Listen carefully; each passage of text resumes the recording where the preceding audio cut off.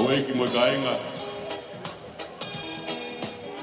Kole beke u Fanga i Kalamaru ka kato e whanua mo Latu. Kau wahako whatongi atu i Ria Fikoeni i he katoanga whawhiwhia ko ia kutau katoa mai ki ai. Whatapu atu ki a wahai whiwheka mo hou eiki. Tapu mo hama tāpure. Ka tapu atu ki haa rotu.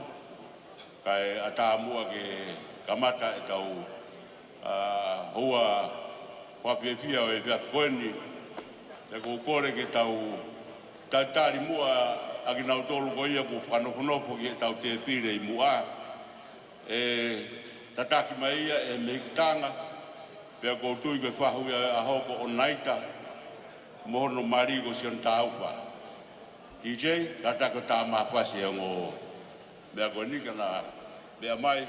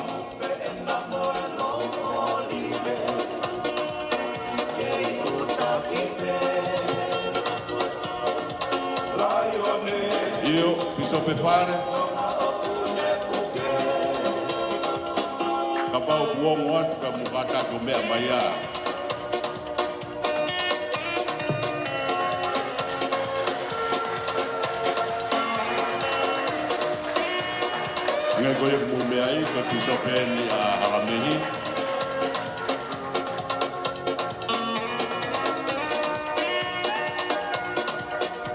Kore pa mori mai e te President Snakey ki tō Moimoi. Kai Moimoi mai e tua piso pāre monoa a Mauna Loa. Mauna Loa.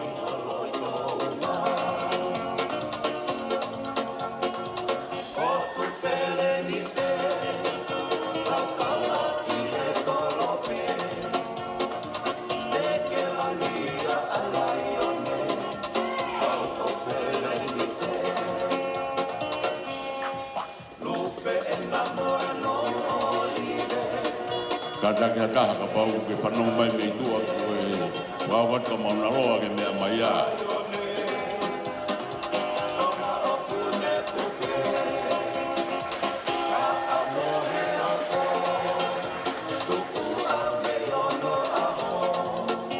Toko mai a mauna roa, ko Williami Potu Kaufusi. Williami Potu Kaufusi ko tau ke te ia o e tangata e ki a Halamehi, a pote wange pe koko mea i. Pea, toko taha koe ni, ne lapa mai me he i kare, ko i ngā pe koe oua koe a honi. Williami Potu Kaufusi.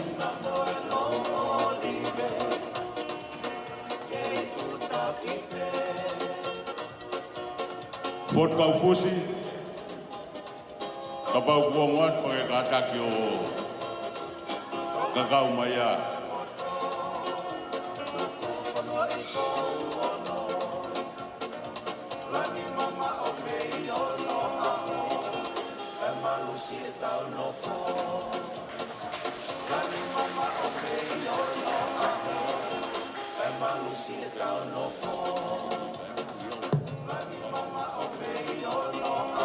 Pamalmore koe hoko mai ko Potu Kaufusi, ka pau ku kai ke ongat, ka hoko mai mahau kai ke ongat ki tuana ure o.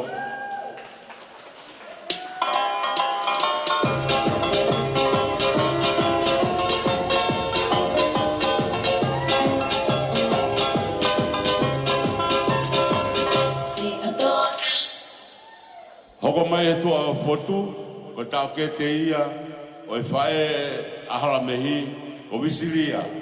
Visiria, kata ke o mea mai.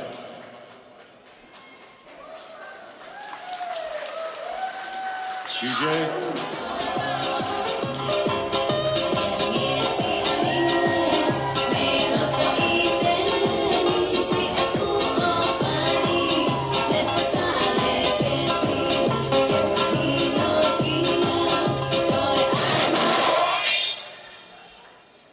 Hoi ki mo kainga, rotonga e kei orunga e hoi ki koia te pile mua, ko kore atu, mo gata ki o mea hake ki orunga, ke tau taritari, ai whewhine o e aho. O mea mai ia, pe ao mai pe mo ne o mātua. Koe aho ni, koe aho e hiki tue, he kua mei te korowewe e, he kumoni rea koe tame tu he whae. Longolongo ka toanga hunga matahiwa. I kua pānam ka kala e whirika kala a kou hua whaaunga.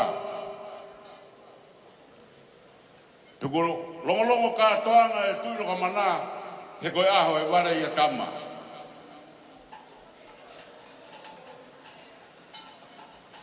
Tatak, ka mu pasi mai, ke tau taritari, ai kauwhanonga o Halamehi mo ne o mātua te reisia mo pote mani Kaufusi. DJ.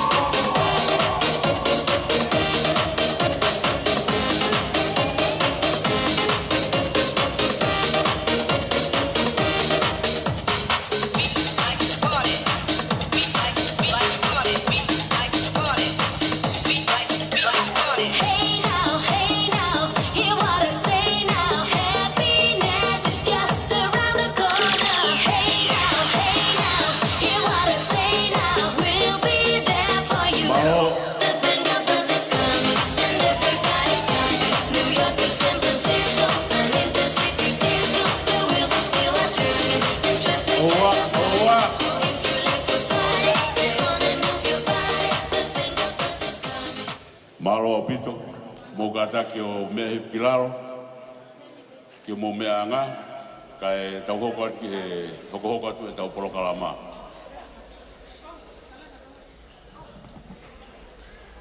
Nge goia ne u lawe kia ne nai ange, o kou fia, o ngoi langi ia ke whapoponga ia tu e whamiri Kaufusi, ono taitali le reiki mo tolu, o eiki mo e hamata pure, ke katoanga whawhia o e ahoni, i ono katoanga ia e tau o fulu mātaha o Halamehi. Te tau kamata, ake eiki i polokalama whalau maari e no pe, e tatake atu e potemani e tau fuahiwa, pe tau raki fia.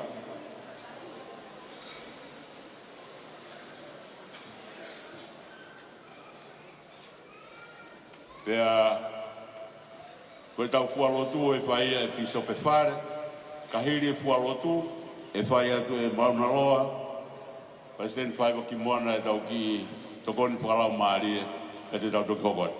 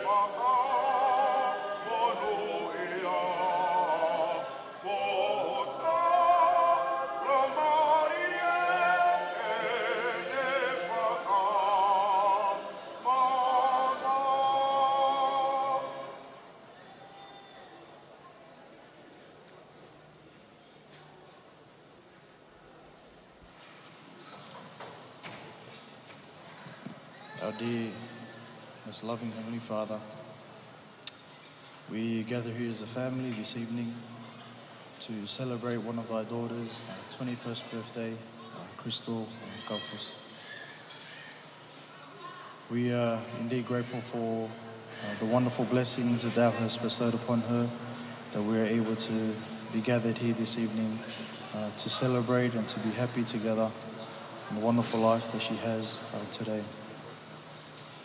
Father, as we begin our program this evening, we would like to extend our heart that's full of gratitude towards Thee for the blessings and the love that we receive from Thee, that we're able to gather here as a family this evening, as one, and to be able to celebrate. Before we start off the program that the family has planned and sacrificed over the months to prepare for today, we pray for Thy Spirit to be with us, that we may have the spirit of unity, of happiness and love within this evening. As we come together to be able to celebrate, may we all feel the spirit of happiness between us.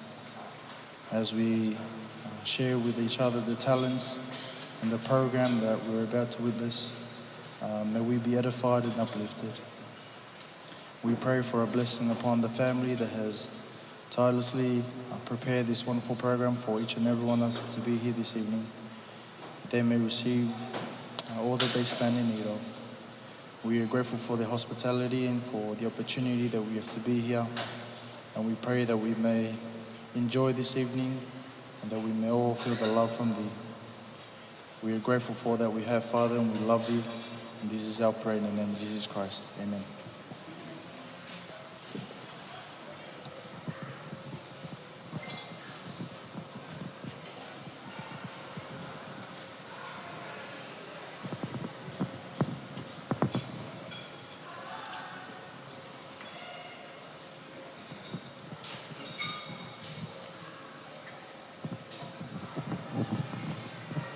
O tomo toka whamalo e tue lang Ko inga ko ha whainga maari e peheni. O tau lo nuku mai ai ki he whare koeni. Ko inga ko ha whakawhiawhiai, ko ha whakalangilangi. O ha ofe fine ku ne au sia. Ai tau wataha o ene Moimoi. Ia koi ai o ku tau iheni ai. Ko e kāinga, whamiri. Mama ngai maheni ko toa pe ku tau iheni. Ko inga pe ko ha whakalangilangi ku whahoko. Tau whakawhetai pe ki he o tua. Ko inga ko e ngahi tāpuaki o e Moimoi. O kune whaki ki he whamiri ko e ni. Ka tau whito ki Halamehi. Ko ne au sia e aho mahuinga o e Moimoi. O kou whewhawhawhonga i e whamiri. A tari lelea ki mō tolu. Whamiri, kāinga. O ngahi maheni ko toa pe ku mō iheni a honi. O mō toko e ngahi whatongia ko toa pe. Ka mō lawa mai ki heni. E tau whakahonga i pe ai ofa e o tua. Ki he kaunanga koe ni. Ko ia e o kou mau ai whiawhialahi. E o kau ngā kau he polokalama koe ni. Nā utarangi ki he angkolo kon ko foto. Nai to tonu ke ta kau tau he tangutu i he ngai sea koe. Ka ku taki hawa ke rewai. Ahoni. O ta whakalangilangi i he ngai sea koe ni olunga. Ka kou tui koe whamalo ia ka te rei. Sai pia po te ka ko te rei na ni hanga whakalangilangi ki maua. Ke manofwa he sea koe ni. Ka koe ia kou ki mua ke u whahoko harea kou whie whahoko atu peho ku ingoa. Ko ku ingoa ko mauna loa whaiva ki moana. Pea koe whamiri koni ku mauhau mei ai. Ko whamiri a mei wa tangata eiki o sione Kaufusi. O nohoa ko ofana na lava whanonga mai o kumwhanua mei hawhewa i tawhaki kone mau tamai o mau nofoi, o nau nofoi toko mololo ia mau tupu ai. Aia koe whanau tangata e toko ono ia moe nau tofi whine na toko taha. Ia koe tangata ene taha kou tupu ai, ia koe tangata ene taha kou tupu ai e tamai a pote mani. Aia koe tangata iki a Halamehi. Ia kou tui o ku kātoa mei kātoa mai whanau koe ni, whangamokopuna, i toko ono koe ni. Aia koe lahi koe toko tako whinau. O kore pe kātako ka pau ke hau me whamiri ko whinau Kaufusi kātako ki mea ki olunga. E siat pe kuiaha ni heni ai. Ai koe whanau me whakamokopuna ni o whinau. Koe lahi taha ia e whanau koe ni. O ku hau mea e ni koe ni. Malo bit. Koe hoko ki ai e kukui, koe siana ko Filipe. Ka pau kuiaha ni heni ku kau ngā kau whatamo ki mautolu. Koe hau me he whakamokopuna koe no Filipe. O katake o mea haki olunga.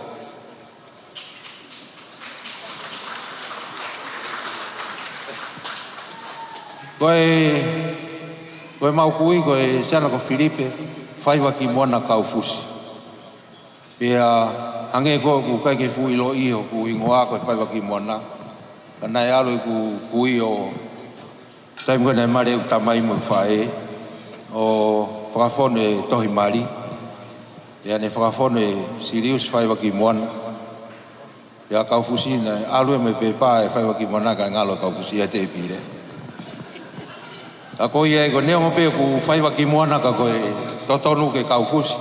Pea ku mau lele pe hea e pe matore whaiwa ki moana. Pea hoko ke ai ko sane, nau tō whiwhine heni. Ka koe ke wilo pu gaha ni heni he whanau koe ni. Gaha ni heni me whanau koe sane, whomo puna. Ai koe me tanga ia e mau whakatamai. Pea hoko ki ai koe tō tā ko pote mani. Wahingoa kia pote mani koni. Apau kia ha whakamopuna hana pote mani mo ka tako mea kolunga. Oio, e whakamopuna o pote mani. Malo bito. Hoko ki ai koe tō tā ko wiri heti. O wiri heti na e mari pēna kai kia ne whānau. Nai pēne whangapusiaki. Au koe ke wilo pe kunau heni.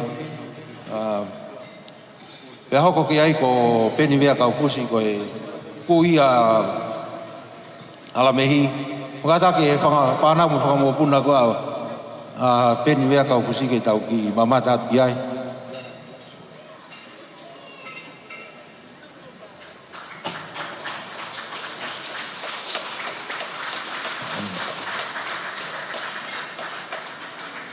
Malo.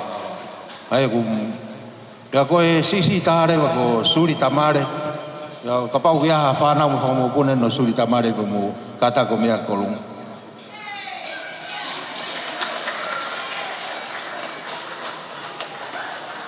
Malo bito. Koe ta whaki e tamai koe a Halamehi. Ya ko tui koe mau I heni ke popo I be a Halamehi e au sia aho mahuinga koe. Ko mau whamiri koe mau tamai. Nei e mohu tare niti au pito I tonga. Pea lai au pito e ngai mea una mau tare niti ai. Ange koe hiwa. Mo ngai mea kotoa pe. Kana e ki sipoti e ta. Nā kai pe ke nā iloa ia mau kolo pe ia mau tolu ko spot pe ia mau whamiri. Koe toki hawa ki murini o sio spot ko ia. Ko spot ko ia ta ko ulere o tu e paskala pe hifo to ta ko heka paskala o kakau he ita. Koe nā maulere mau tole mau paskala I to mololo. Lere pe ia o kakau fata pe ko paskala I ita. Nā ngalo e ke tu ko paskala kai alu pe ta ma kakau e mo paskala. Ako ia ko fia lahi ke tari lere ki mo tolu ko tau pēku mo heri he fia ke tau kau ngā kauwhata I hono maalari ai katoanga e ahoni. Pia ko iloi ko e whakalangi pehe he tamai mo hawhae ha o fia ko hanau foha. O mātuonga pe ia I he talango fua nai whakahoko e o fia ko indi. Pia ko tui ko talango fua ko ia o kune whahoko ai ai whekau na I tuku he o tua na I he apostolo ko Paula na ne nai ai ho whakapapa koia ki ho tamai mo ho whae ko ngahi whekau ia tala o wha pe e fuolo ai ho ngahi aho I he whanua ko e Halamehi o ko whafofonga te whamiri o te talamonuka te koe ke hoko atu ho whakapapa ka mo tauhi, ki ho onga mātua, kai tautau fito, I ho whakahaki o tua e ofa ke ma, mo whakapapa ke te ia koe tauhi une whai, o ke au sia e aho mahuinga koe ni.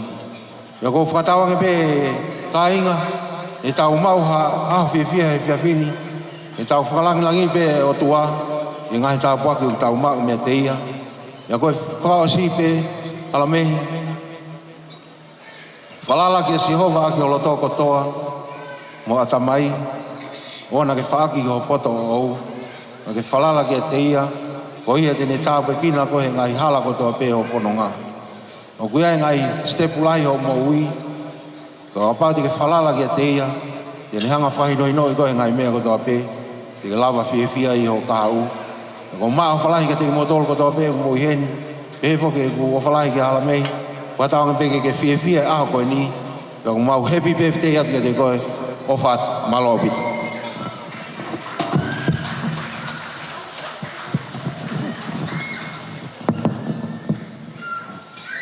How about another round of applause to this wonderful speech that was just given?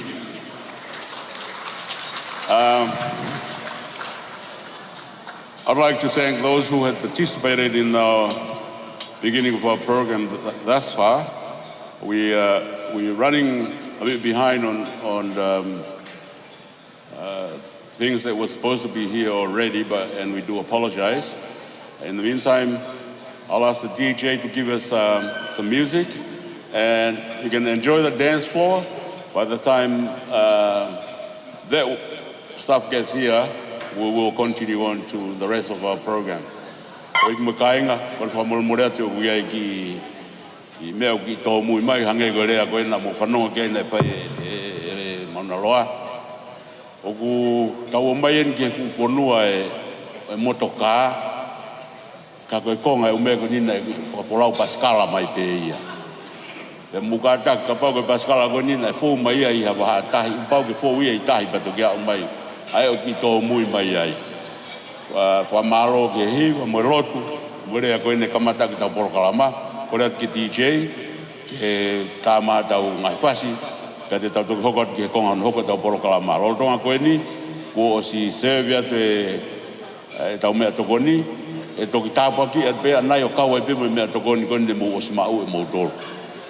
Maro o bit DJ, tau ki ahi ange tau dance floor ka tau tuki hoko atu ke tau konga hoko. E vai ko Fakaola Latu.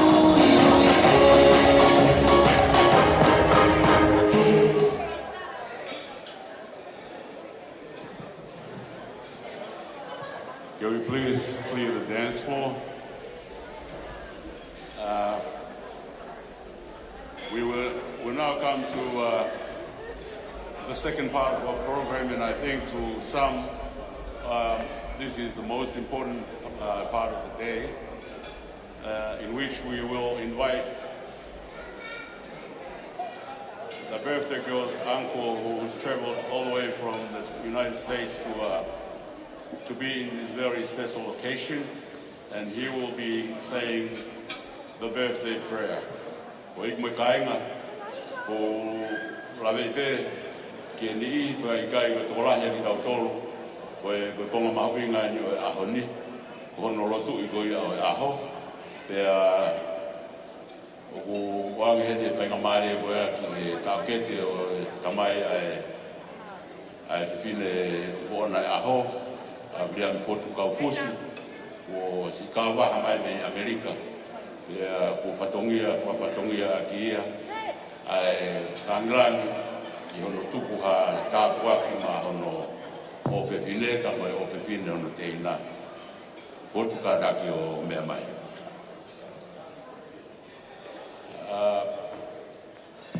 Following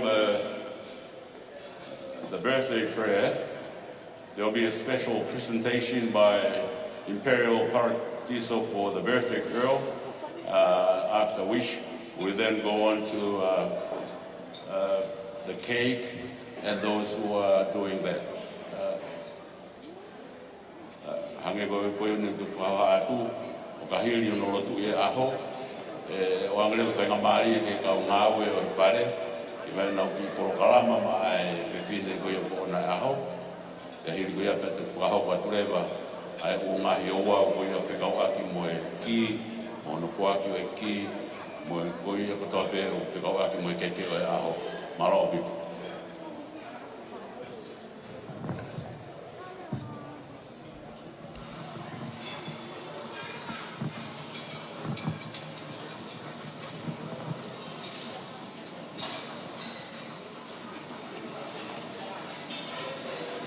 Talo. E o tō koe mau tamai tangata.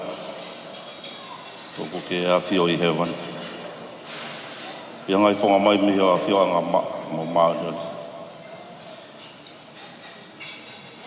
I mautoro ni ko e ho whanau. Ma whatataha mai e hoa koe ni. I ngai whetū ke heke. O inga koe o wau mahu inga koe ni. Ko ia o ma whamalo ki o a whio. Ko ke omi hawhia ke mautolo, I ngai whetū ke kehe na mau whanonga mai mi ai. Ko e kāinga, whamiri, a pehe poke he ngahi kaunga me, ngahi mahene. E hoa koe ni ko mau ata whawhetaa kia te koe tamai. Ko mau lotua koe ahoni, ko Paula kalama, koe ahoni. I hoko pe ia ko hamea ke whakalangilangi ia e a whiona. E tai me tatau, o mau kore, he hoa koe ni tamai. Ko inga ko ofu whine. O moko puna. Taha mai whāna. Ia honi. Ko Halamehi. Kaufusi.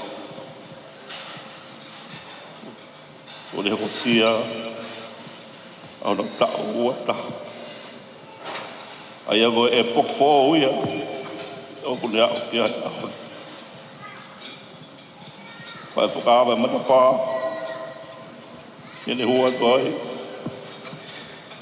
Ke malai o tau ata e na whiu. Mo hoko atu a ere mo ui. O e o tāpo ki o whiu koe ni. Ngā koe toi o ere mo ui. E whakahao whiu, e ngai whainga tāhe ke. Tāpo kina mo ke he ia. Ke le mau ai poto o mua ilo. Ai anga poto. Ka tau te whiu. Ke meha mau inga taha. E maamu koe ni, na ke tuku maa ki pata o lai koe ofa. Ke ne mau ai ofa. Ke tō taha ka toke. Ai na ke palo squad. Ko Fakaola ko mau ta e mama ko ni. O tau ai fono a ma ka palo fita. Tamai. A fita lo. Ke ta po ke ke. Halamehi to ta ko ni. Ono hinga mau he ni ai. Te whakalangalangi ia. E wātai mena neno fua e talang fua. Kia rengo mātua. E bāma ko eni. Waka honi. O maru tua. E tāpukina makehei. Tāpukina mua mo whāmi. Tāpukina mo ngō mātua. Po te mani. Tāpo Teresia. Kaufusi. E naki hoka tu pē. Hano e ki laki. E toko taha ko eni. O ngā koe kaha o eni mōi. Tāpukina mo kina tō toa pē. Mau hea. Mau kone whapoi mo rea te mai hea honi. Na ia hawhea whawhea ainga. Tai whea unga. Ia mo whilanga lō ki whapoi mo rea ki mai tō. Ka tuku pē mua ke mau mao hawhea whia. Mau me e te hea honi. E mau whakapapa. Ke toko taha ko eni. Ko e ta mai koe lotu ko mau tangi e te koe. Ko hanga i mea koe ke malawa ke mau sio he mau lotu. O whatatau ko mai tau mua e mau hene a honi. I whakalotu pe ia e a whiona. Mau kore hana tāpaka ma kehe. I a Halamehi. Whāu he a whiona. Tāpakina mua e ta mai. Mo mea tokoni. Ko teo e whaamini. Ka mau ia, ka mau sino, ko fua monga patungia. Ko lotu mau ko lalamoni, ko mau kore i huapa, o ala tofu e taha, ko suka lai si, ko mau whamui. Amen.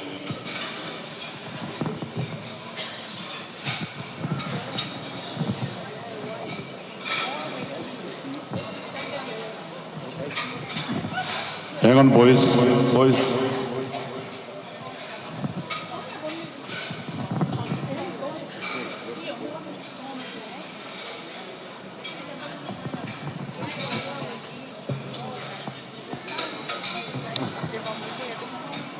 Mo kata ki peka te tau hoko atu ki he o wau ko ia o i ki. Pea te tau hoko, toki hoko rewa.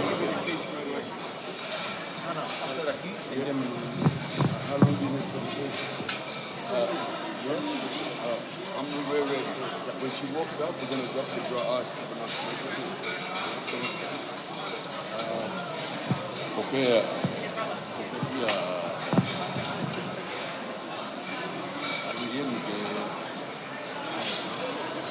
Ke mo link no ai birthday hiwa birthday. Kama mere mo e what you get a kid and they announced it.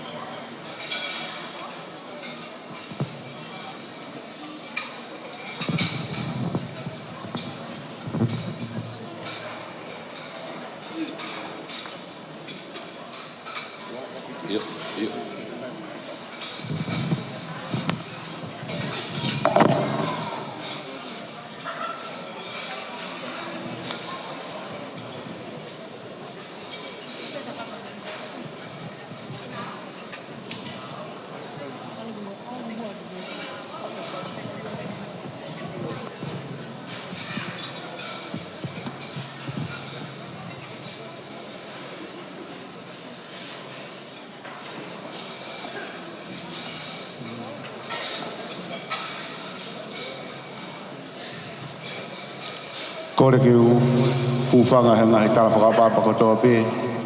Kua awhaki atu mi moani. Ka ata kia te au, ke whakahoko, a ki whatongia koe, ke ofe whine koe. A ki mua ia, ko tomu atu ko hawhawhita, ma whakamalo ke tau tamai ku he wani. Ko tau la mahao, Kone whai, ke tau mo ui wai. O inasi ai o whiwhine koe. Ko tomo atuku ha whakamalo lota hounga mo oni ki he tamai ui he wani. Koe whalala. Kone o mai ke te au ki hoko ai koe tamai. Whakamamani ki hono o whiwhine koe ko Halamehi. Ko loa ko whamalo. Ko whamalo lota hounga. Tahini Halamehi. Ko tari au ki hoko ko ho tamai. Ko whatongia aki. Kono tauhi koe. Ko hou ngai ki loto motua koe ni. Neongo e masiwa o ko whenga. I ulele i taha e ahoni ki whakaha e ko hou ngai ia. I ho o tala ngofua. Ko iai Halamehi. Koe aho make hen ki ho o mo ui. Koe aho ni kutak. Koe aho ni o fua ke tawatai. O whakamalo ai.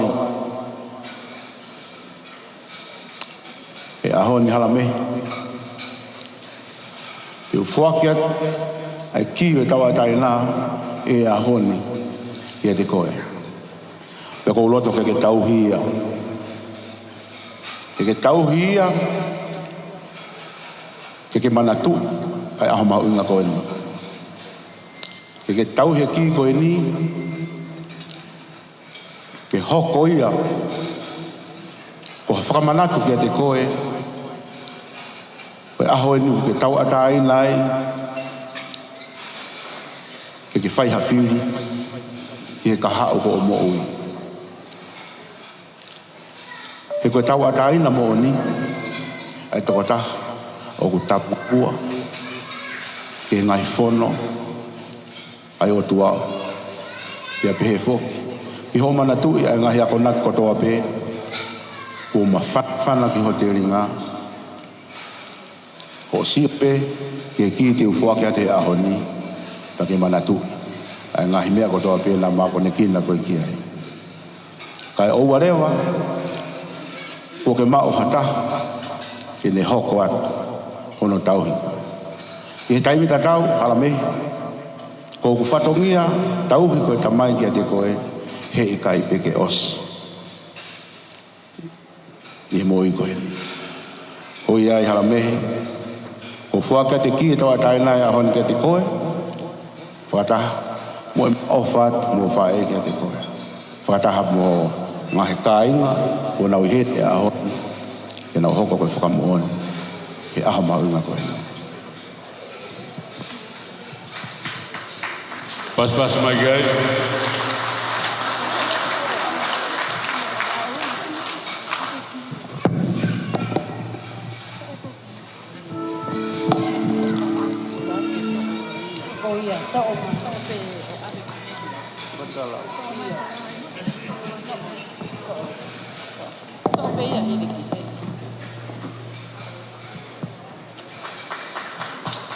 Pas mai gai. Ko tau hiwa birthday o Halamehi e tatakia e Liliani Siloni Iongi ko ne lau mai menu sila ke kau i e katoa ngawe ahoi.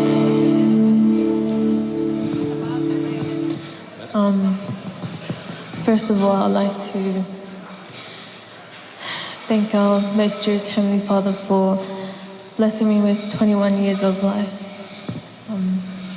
I'd like to thank Him for blessing me with the best parents possible.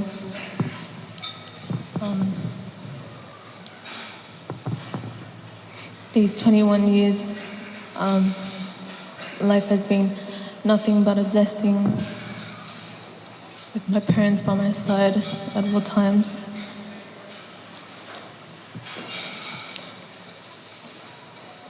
They've taught me how to love and care.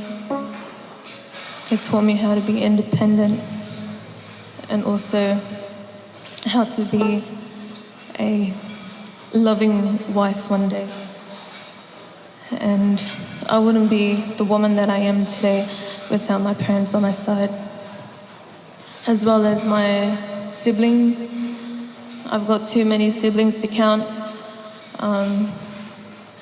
but from Fotu to Osa, Ofa, Naki, Paula, Mahoni, John, Miu, and even Bele, Lahi, and Tina.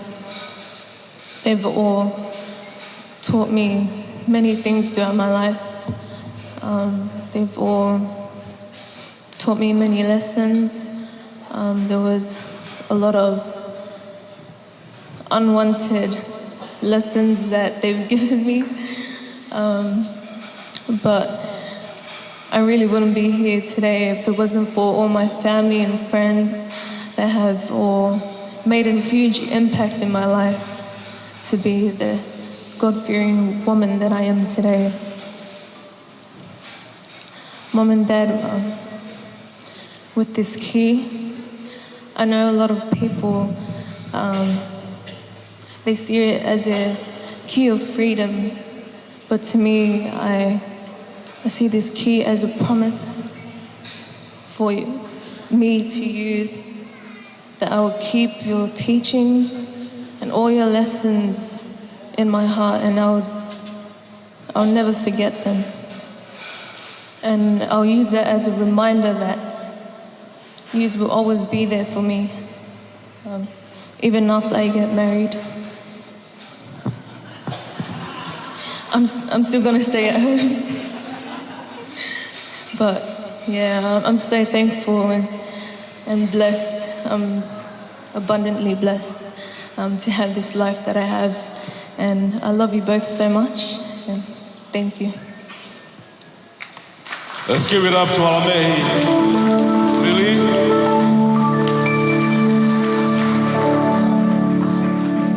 Happy birthday to you.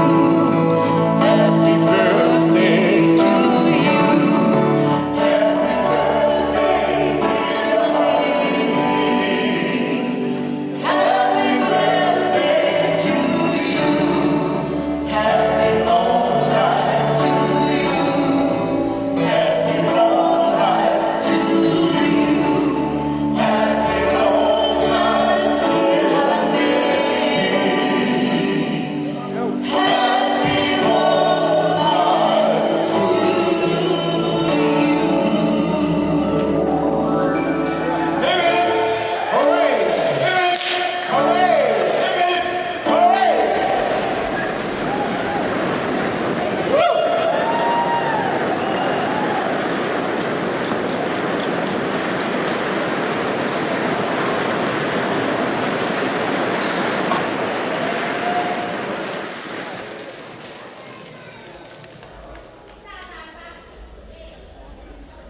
Oa pena tai toks.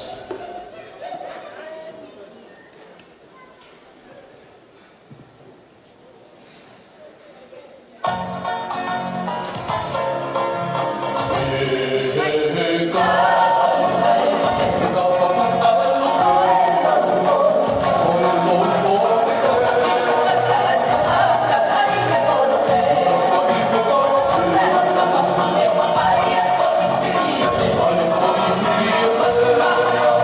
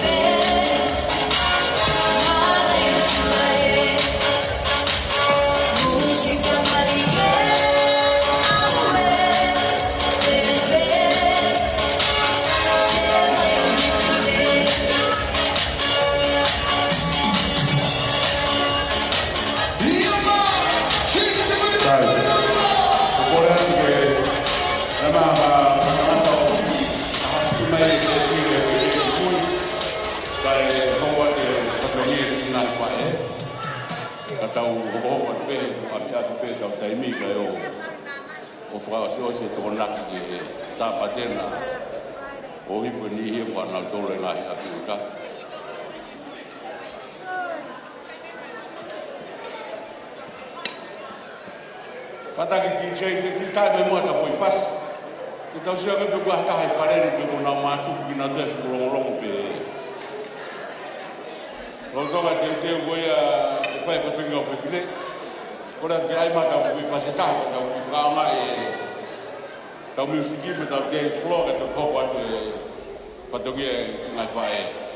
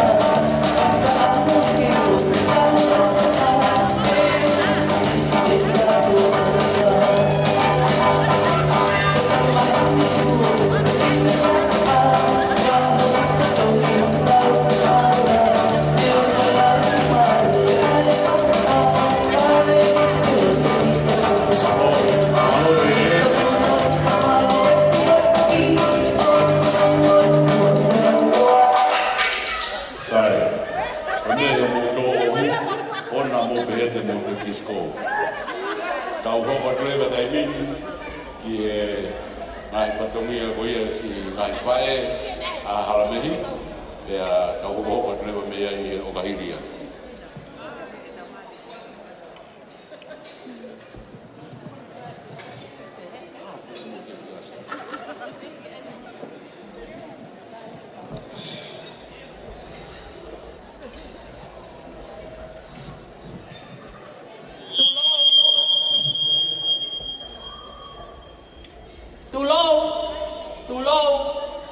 Tulou. Tapu ki fia e o tua, i o tau loto nga. Tapu foki ke whanau, mo i whakamongo puna hau eki. Tapu ki a atamai, kautai, mo whare amatapure. Pēwongu whatapu heni, ki he tahine whaku e aho, o nai taafu. Pehe whatapu heni ke Palestini steiki, Palestini manso mo haalotu. Whatapu heni ke tahine birthday o ahoni o kune whatataha i ki tau tolu i he haua whakakoloa koe ni. Christal, Halamehi, Fakaola ki Fanga Kaufusi. Patak makeheni ke o mātua, pea pehe ki he whamiri hono kotoa. Pea ki hastola mo hapulangi, o tau hahao i he akitangani, ko kole, ke uhufanga he whakataku ko oto no hawhaki, kai ata mai fine motua, whae a Halamehi, ke si whakakakato, kono whatongia i he whiawhini. Pea mō whamole pe, koe ahonia, koe aho e ware i atama, koe aho peo e whakawheta e ki he o tua, i e taula mahao mo whai mai tau mohi, pea pehe ki he ki kaunanga koeni ku tau whakawhia pia i he ahoni, koe talango fua Halamehi, koe me aira o ku, pela maa whanai ho e whakawha e me he aki ko ahau, ke mau kue,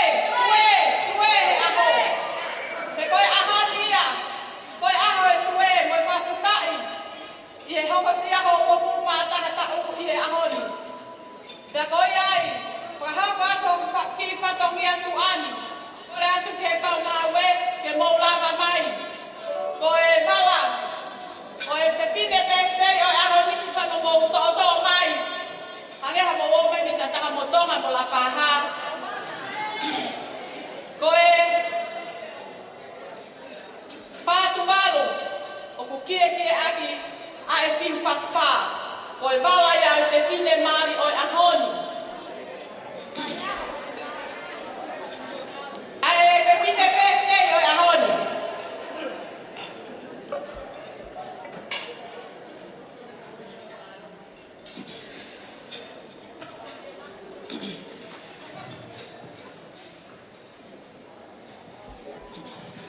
Tu'u whakahoko.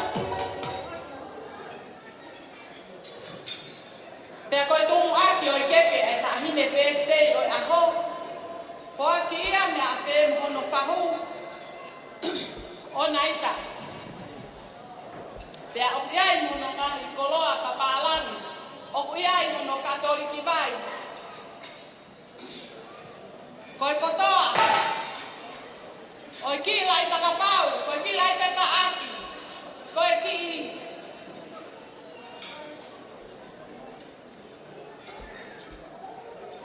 koe kotoa e ule a koe ni. Ka taki pe ata o mawa ai keke a ona ita. Ona ita. Koe oso singa maari eni.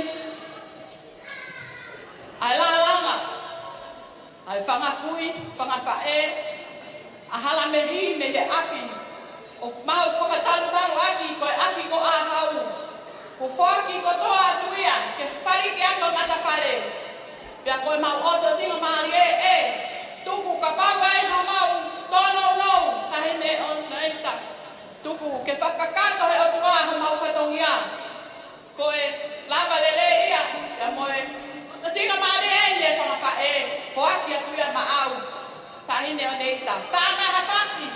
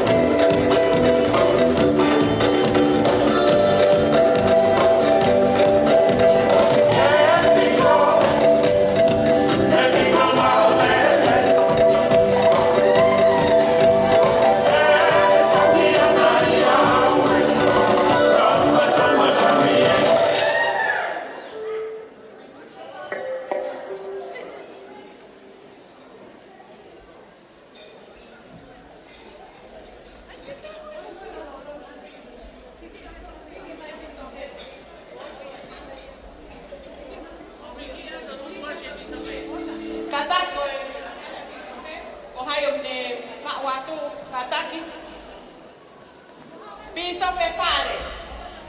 Kataki ai peke mau.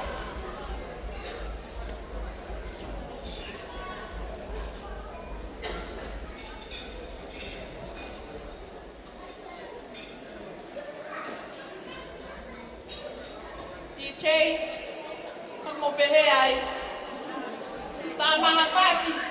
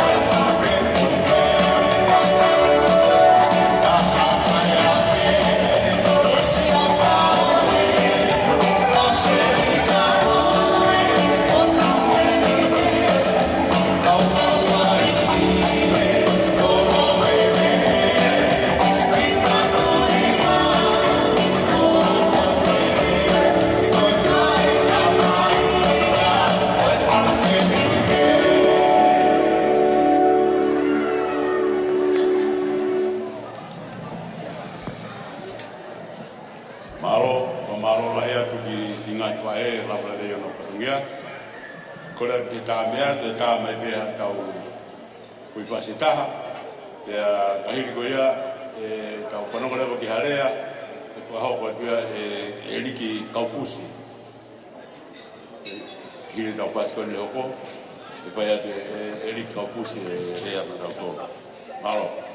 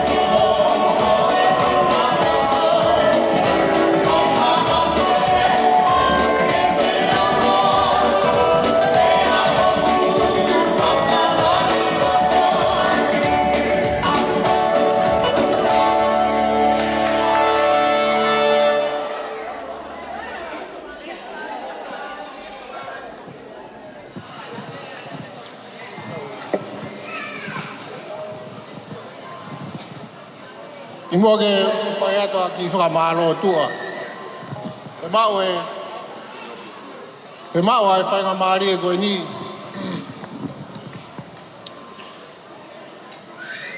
Kou loto ke ku whanga atu mua he ngahi. Tala whakatapu ko toa pe ko mua ki a te au e whakataha ngan. Kai tōku ke u whamalo atu mo e whawhitai he aha whakakoroa koe ni. Koutui koe aha koe ni na e te waki e tau mo ui ke tau hanga o mai e whia ku unga he pefte e aha koe ni. Ka koe tau hanga o au sia pia tau mātā e whia e aha koe ni kutui ke whai aha whakamalo o tua mafi ni hanga o mai. O ni hanga o au whia e whanonga anga takau ai e hau whakakoloa koe ni. Koloa ke hoko ato e rea u whakatapu ato i pē ki tahine o ona e ho, Halamehi. Pē ki e whahu, ka matapure ka uma ak mautoru kotoa pē, ai whamiri, o mautoko whiu, ngahi whatongia kotoa pē ka tau kau ngā kau whakataha e hoa koe. Koe moka pū nāu e toko taha, i whangatamai ka e nai hāhe. Herea nei urak whai e mauna loa. Pei whetūtā ngā po te mani ki whakakato e whatongia he fua koe ni koutui. Koe pui tū ai anga ki whamiri koe ni nei whai mai e whafolau. Moe kumi mo ui ki tonga tapu. O nau lawe ai, hange ko ia nā mu whanonga ai o nau lawe ai tō mororo. He kai ki aha rea loa. Kai ngā hui ke ko si nau whoki mai ai me whakai tonga. Nai whai ai tala noa. Pe wha manatu ka ki nau tolu koe aha koe ni te whoki mai pehe ui ke koe. Pe au teu ai e kātoanga. O Halamehi he aha koe ni. Halamehi uki ai e ai whia la. Me tala monu. Nai o mai. Mi o whamiri o pote mani. He aha koe ni. Ke whakahoko atu ki a te koe. Se nau tala monu, o nau ofa mai ki a te koe, ko hoanga wau sia aha whakakoroa koe ni. Tau tangutu mo no whanga wakai mai ki hanga nei whak, ai ki mo whai e whakatau a tai nā. Tau ilo atoa pe o kai kono ngata anga ia mo ui. Malo pe ho ke tau hita malo ho tau ia e whae. O whakamonu ia ai o lame aha koe ni. O ko manatu ai ki mui, ke taimina e hoko ai o PFTI, he tautaha hiwa. Nā ku huu atu ke whakataha anga koe ni, o ku huu mai hok tau ke teo ni tala mai ka te au. Halamehi en kono tautaha hiwa ai ni ahoni. Ai ako uosi loi whakapapau hok tau ke te ngai loto ke ne whai ki whakapare ka Halamehi. Kana i kai ki aha di se niki ani. Ai nau te huu mai o alo ai e ki o mai aki koin ki whakakato aki honoloto ko unga ko hoko sia a hono tau tahiwa. Koe ahoni ko tui ku tau mata ko toa pe ai ni hanga au sia malo pe te rei ai whanau tama le rei o te hanga o whaka inasi mo whakoloa aki ho tama e tau ilo ko toa pe ko pote mani ko isi mutua pe na e vai nei kai ai hano taimi ona he nai si whainga tā ia pehe. E ako hiwa he taimi hono kotoa pe. Ko ngā ke si o mai e o pe ki ai. Ko e ahoni o si whia. Halamehi ko ngā. Ko le reimba mo kalafungani hono kotoa pe na ke hanga whai hono loto whare. O ne au si ai e tāu koe ni pakou tui. Whamiri ko kia taha e tai whia. Ke hoa koe ni o whakatatau. Ke he mea o tau sio pa tau mātā ki ai e tau whia ko ngā koe ni hanga whakakoroa. Whakamalo lahi atua i ka ki motoro ni kotoa pe ka au maa e whamiri. Ke tau kau whakataha pa tau sio whia aha whakawhia o tau i ai. Te evrewa malanga te tau ai. Maro pito. Mugata ki ato mugi paspasi mai ke rea koe te kosi. Koe Kaim koe ni te koreng he tā mea Nau tae mai kui whaseta Peko ne ospe whaseta ko ia Te tau hoka tuewa ki he kamata O ngā hi porokalama whawhia whia o e aho I he ospe hui whas koe ni Tā mea Kataki Tai maku hui whas ka kui kai ko hinga eko tāpe tā mea Ka tau tanguta topo tānoa Mu kataki whaongai mai tau whasi ko pean pe koe koe osi Koe o tie fu ia E kai ke te whahano fu mai Maro bito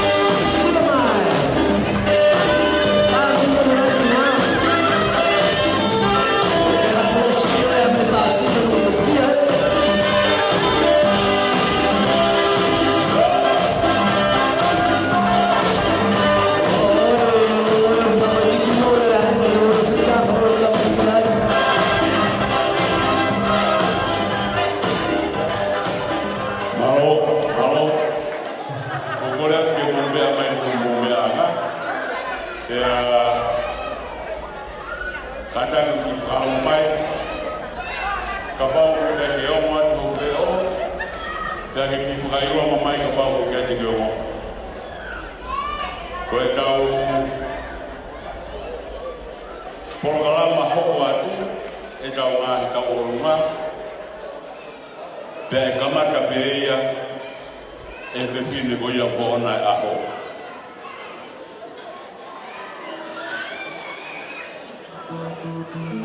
Kore atu ke puke atu e tau kino mai whanau ko ni roto te ria na ravea ki kamisi.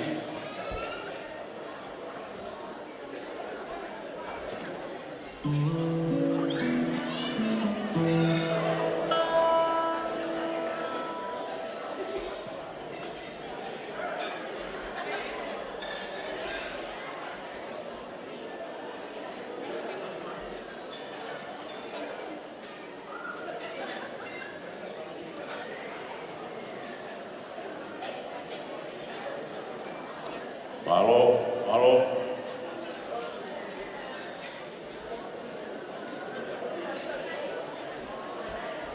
Rolo tonga ko ia e mea mai a Halamehi, o ko whaape o ko whanongo mai a whaneni ka ato ke o leo. Korea, ai ane mua o inu ki o ipu, o ko whaape ke o te mo mea hatu ki o lunga. Korea together proposed a toast for Halamehi on her very special day. If you may please all arise with your glass.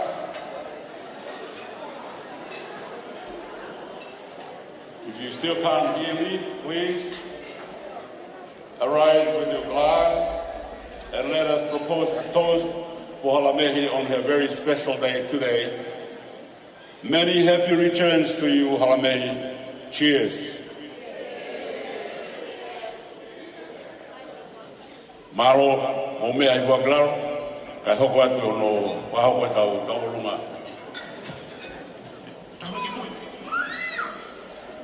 Ko tau kore te e Fanga he whakatako o se ona whaki.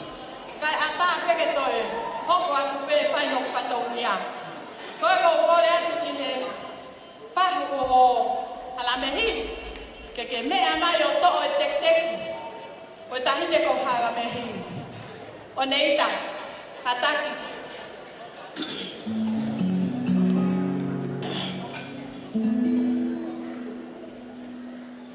Nea mo peko i se niti pe taka.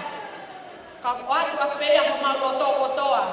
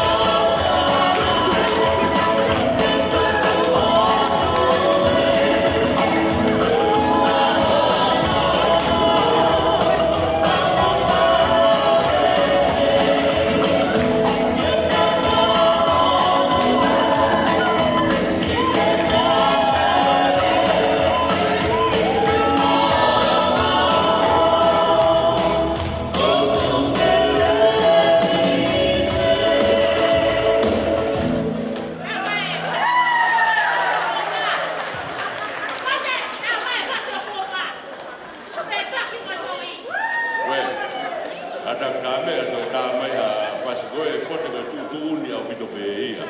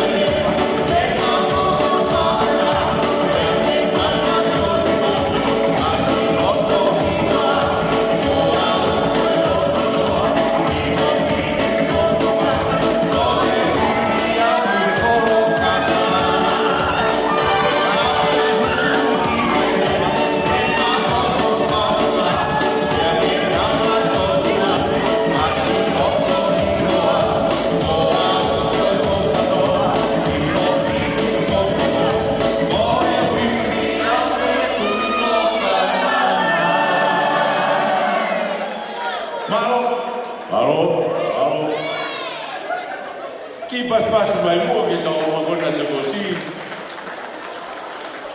Iyo. Ka koe mea koe uipi me kolo ka kalaka paos ke pino ka mana. O wana. Koe tau runga koe ni o tau hokot ki ai. Koe tau runga ia e whahu. Pea mo koe o te iai ha tau runga ko ke amanaki ke whahoko. Teu peo tāri mai.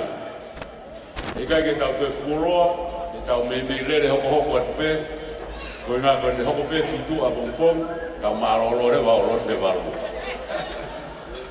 Koe ia tāmea, rotonga e teu koe ia e tau runga e whahu, tāi mā tau me pas, e kore atu.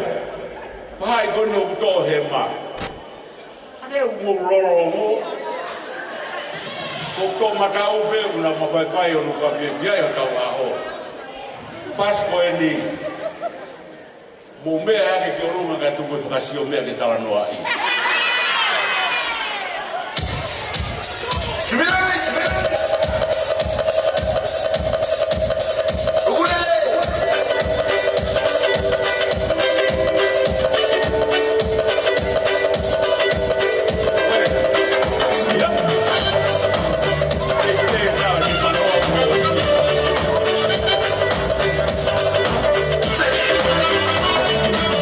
Los mai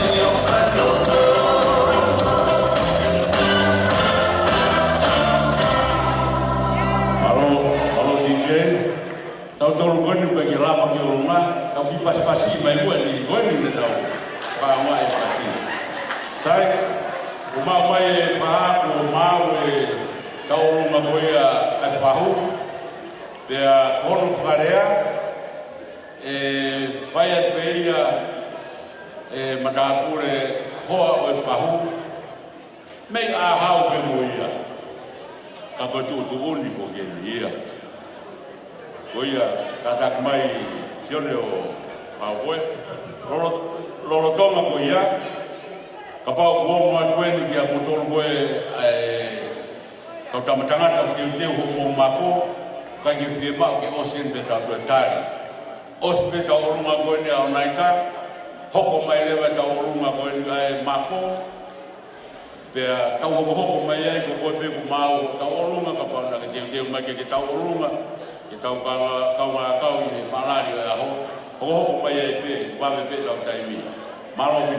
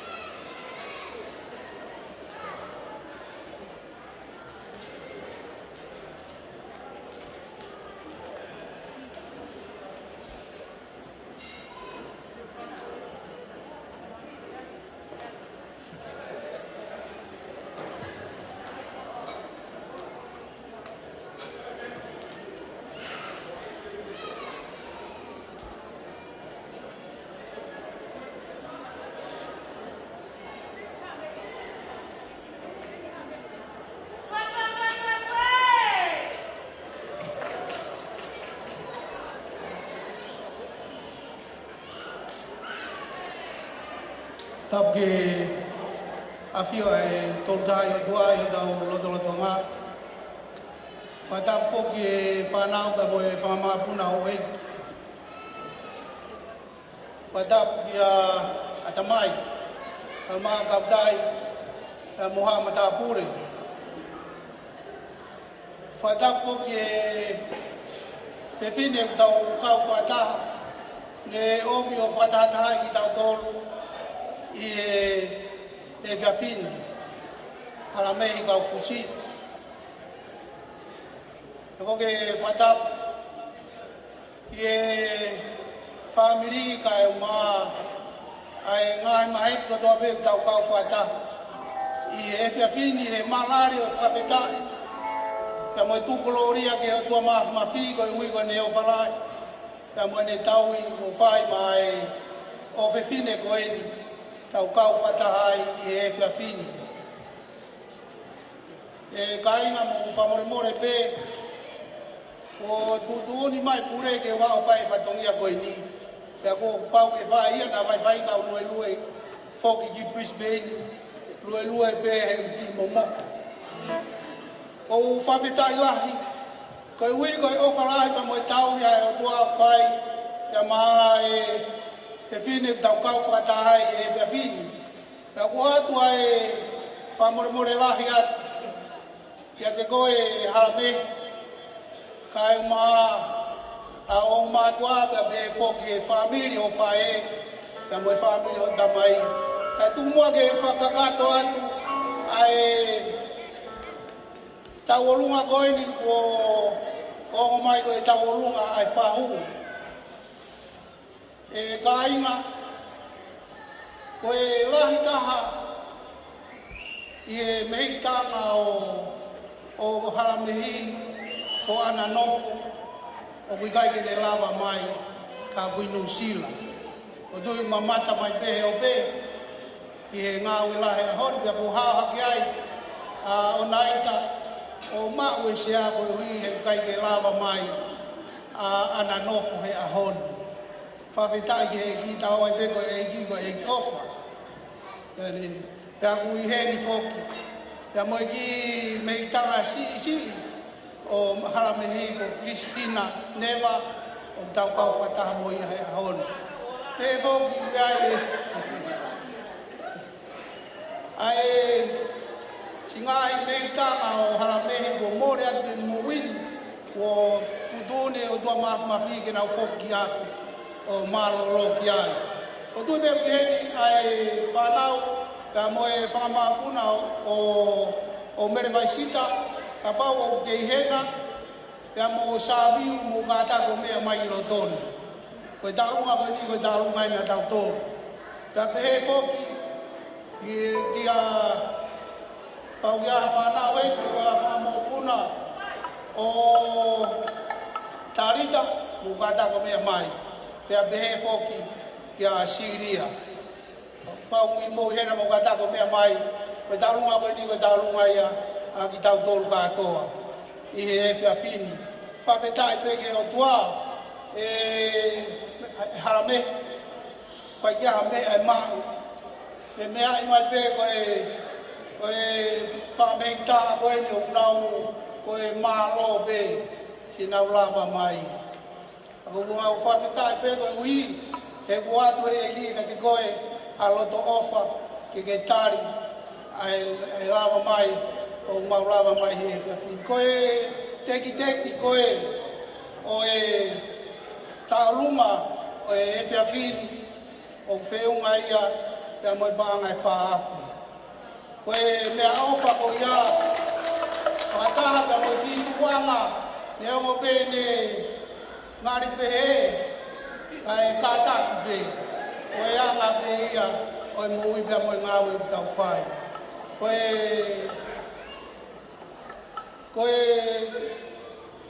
tuanga, koe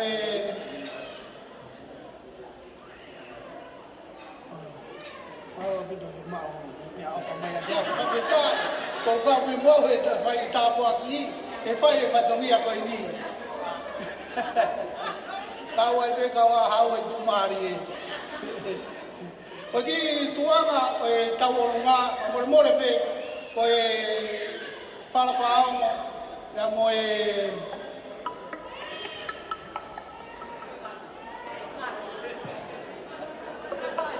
toka wano amore o ma ui lo me ko pa ki silava ilo me a ka ba mo tu ha ka ko fa ya tu ba tu ya ko e tu ama ya mo e tekeki o ku to yo mi ka mo e ya mo e pa ma amerika ka ni ta ke ni ma ya ai ya o fo ko to ai pa mo ala ai fa ni o fo ki a ti ma fa mo e Teresia, whawhetai e ki e ngāue, ka moe ofa lahi te whai ma tōru, o ke tauhi ai ai ofe whine koeni. Ka wai a whiawhia whangamehi ta ngā. Whaake atu e teki, ka moe ki tuanga kai ke sai koeni, ma au. Ke au o wholahi i o loto wha, i o peito, ke lere holo ai momonga, whamore bea. Ia whawhetai ka koe whamalo rahi. Ei, koe aha mea tau tara noa, koe huia koe aha whiawhia e. Koe aha hoia o whaia e tukoloria moe whawhetai, koe hui koe ofa e kua whai, pia mai o whiawhine koe ni. Kai ke toi tūma le rei, kai whai hako koe oso sima mari e. E ma whuake a tia pa moe mau ofa rahi atu, e te rei sia kia te koe. Pia moe ngā ue rahi koe whai, kai ma Halamehi. Tā mai a tau whasi, koe whiawhine koe ni, ne whafofonga ai tā orunga ai whahu o sela polata koe taha pe ia o ki moa puna mo sua tigai pata leipe o ka te au. Terei, atako mea mai hei o tō ange ai pare ka moe mea atue na wha au kata. Kai ata mua ke whae whameite o e whiawhini. Malo apito ka inga mo lava mai, au tau whawhetai ke e ki, pa tau ame pere whai tāpu e kina ku mo tōru, ka mo e whiohi tau whai he whiawhini. Tua o whātu.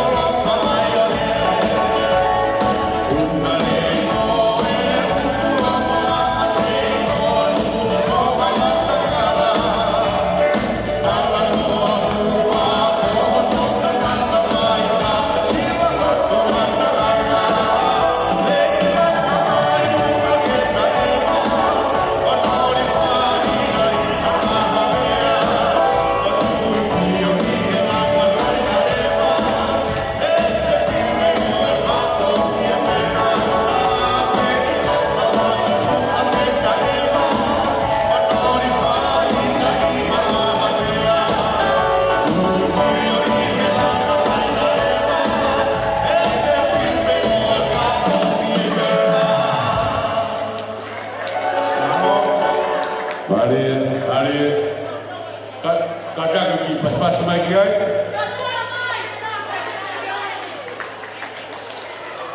Pia mama peuma Teki ai mai mua tā mea ka taku.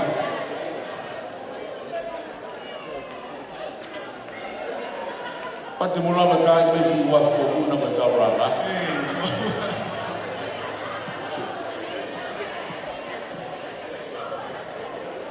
Malo pito. Sio na ngepe kumama ya kaumako.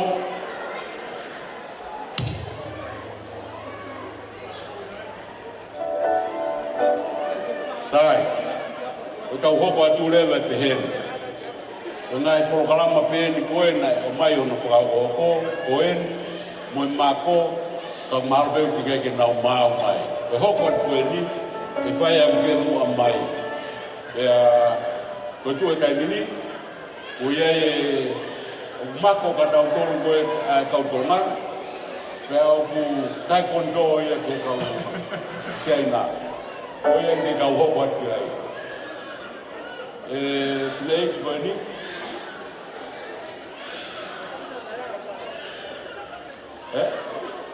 hao koe o si hake rope nake hauha o eki me kainga koe ki porokalama koe ni kuhoko koe motua koe ni whakauha atu pea ko unau whiwhiri pe koe hae winga kānga e mātuan ki uhao o whai patongiani ka toki uhinga ki a te au koe uhinga e koe ke nalama pui ki a tasi taha terei ni wahai koe, pea toi sisi mo pote wahai koe. Pea koa meu nalama pui ni wahai teri haki ai. Koe utupu anga ko tangata eiki ko te vita moara. Pea koe lahi ria, ka sia hea, hana koe ni alusia, ko hana terei. Halamehi. Kai kia halamehi ma. Whai atua ki pia tonu. Koe ki tola pēna taha rahi pē. Sirini aho mātua. At pēna. Na aho ngātu ke kumia ki ao. Koe purore. Ko iai koe ki tauronga koe ni hoko, tauronga ia e whakamātuna o te evita moala. Malakai Morini, Risa Moririeta, koe tauronga e.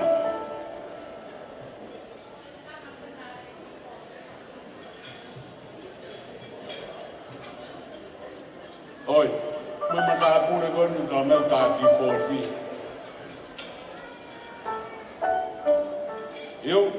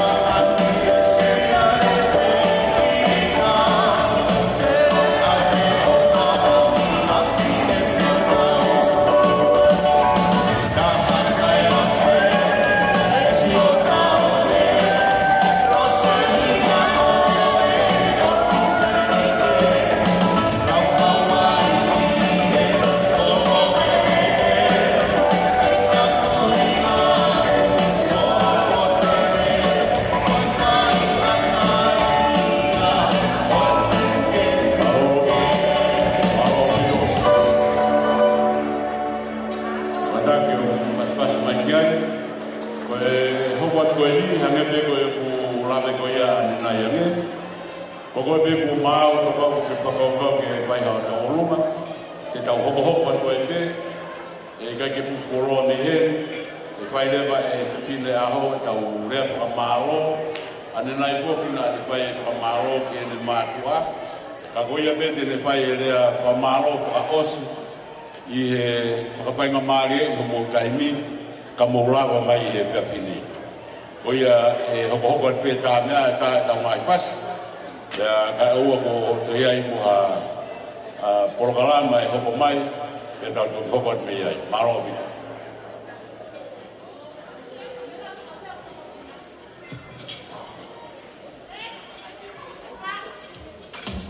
You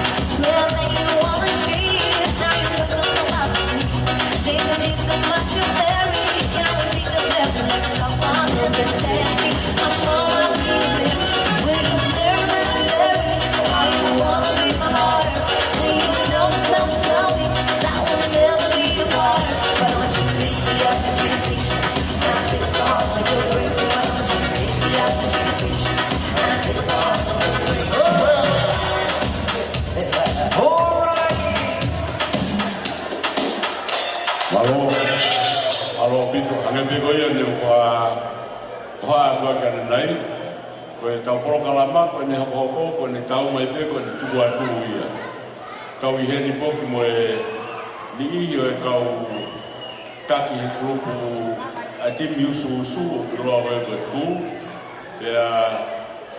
e hoko te nau porokalama i he tani koe e tukuanga pe ki he tahe e nau tolu kene whahoko te nau porokalama hiri koe ia te tau ki hoko te me iai family tu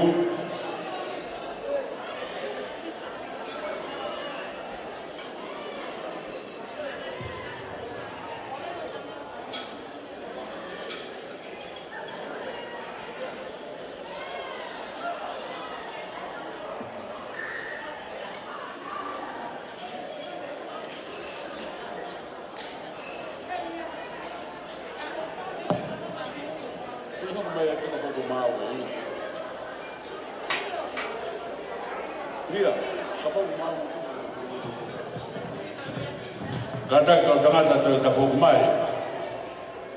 Lepas sekolah tu fokus ke muka tak kau fokus mai ke pemilik hoko.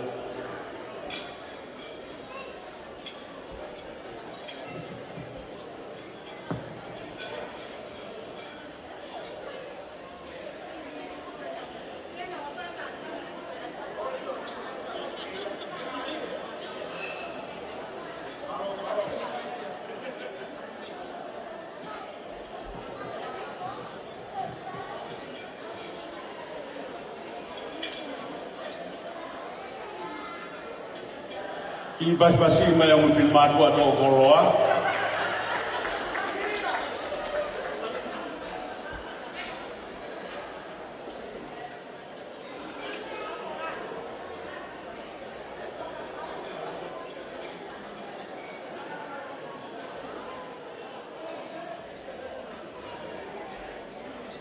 Awata na poti mo fora.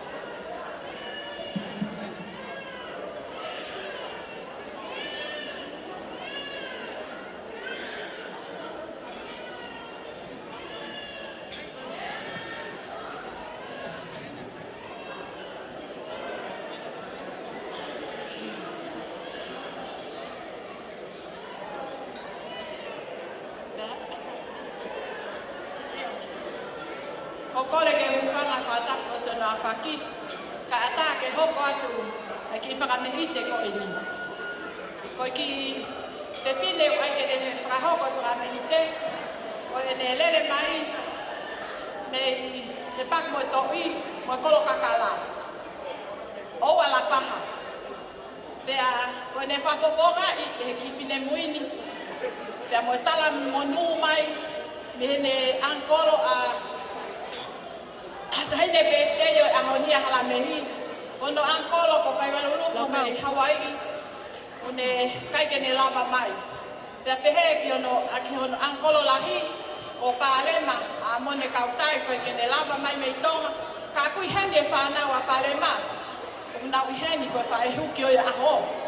Pea koe ia o mai e ofa kia te koe e halamehi mi ho whanga whae tangata pea pehe ki ho whanga whae koe ke nau hene. Koe whanga whae ben ko mau tolu mau hene. Pa koe mau tau olu ngā hene.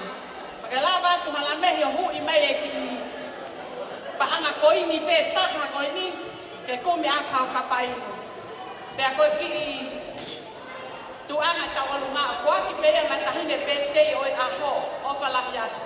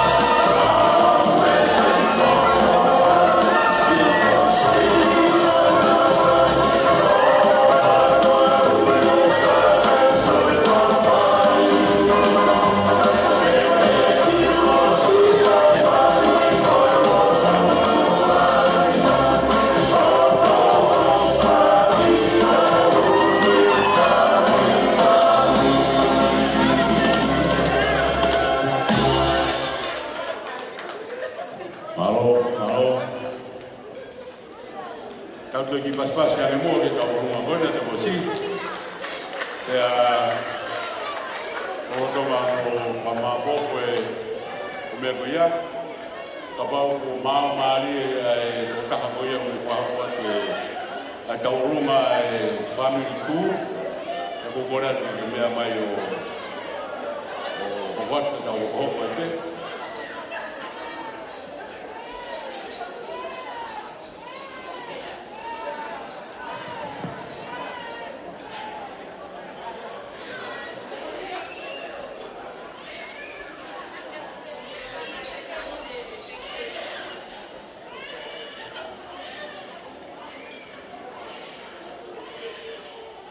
Tapu eni ke o tua o afio e o taulotolotonga.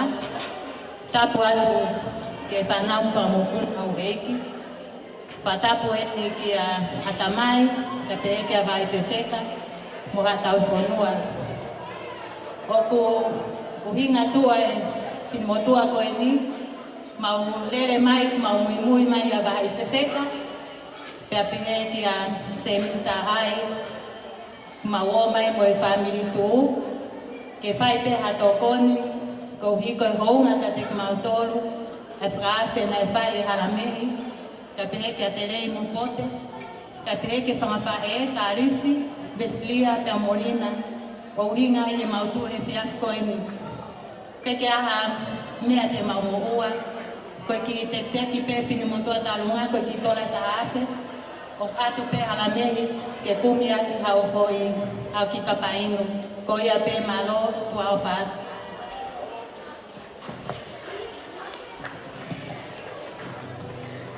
Malo pito, si mua ka tau kamata tau runga, ko rea ka toko fitu mo furu maa fitu ke mo mea mai puka te tamai ki mui, ura pare, ka toki hoka te tau runga. TJ, maa uke, aluna tolu.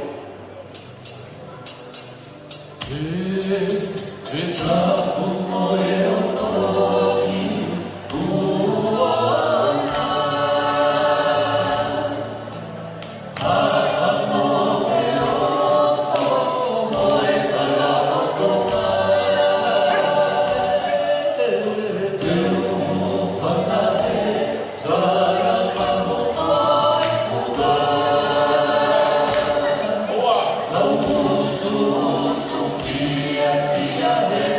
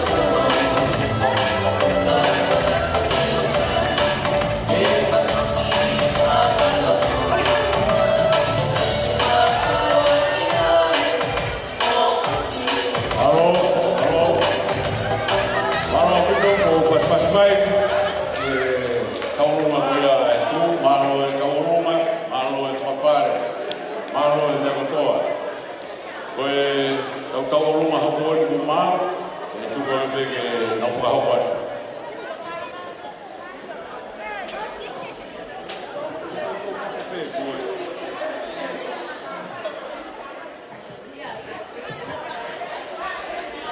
Malai dere. Fanga hai makata puno pego Fakaola. Kai wate ki Fakaola. Ki pia Halamehi te koi kai tahi go mehi. Koi kita lalu koi ni. Koi kita lalu kan ne api ko felok misi me loto lapa. Tak kuat tu ya mau me. Moi offer lahi. Tak ko ya te ni di hai. Angkolo gana me apolo dolangi kau tolafa le fono. Atu ni mo ko biaha mo ofa ko taimi no felok misi. Malo.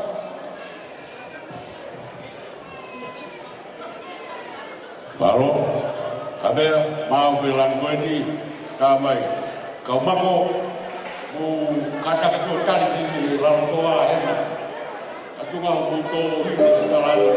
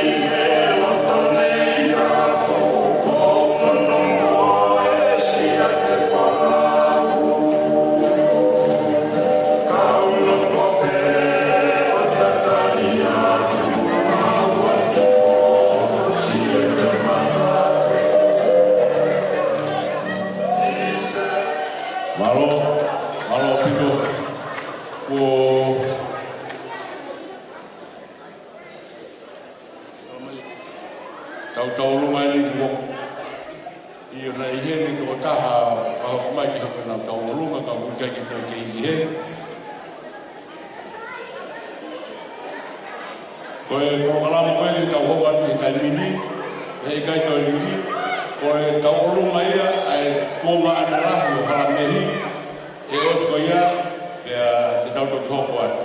Mo whamore more, ko koe peo ki whakaukau ke hoko ha tau olunga, rolo tonga me whaaskose tau olunga, hei kai ki tau whaka ao rongo ai te muka kaka, ungai wapi api kai mi. Ko ia, ko tau olunga ai kuonga ane rahi o Halamehi, ko viria mi fotu Kaufusi Junior mo ia. Tea, kai te ata haine ke o kure pe a. Ia. Sai, maa ue ko hai une ko hau ko kalamu ko ia, hoko ia.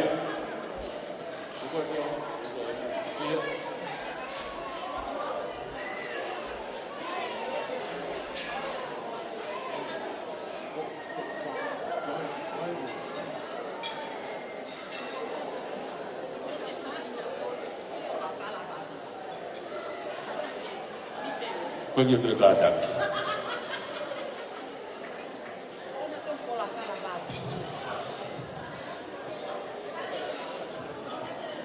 O whanga pewa tako se nā whaki, kai ata ke whai ki whakamehite ko e ni. Mora ka mawe pita MC. Pau!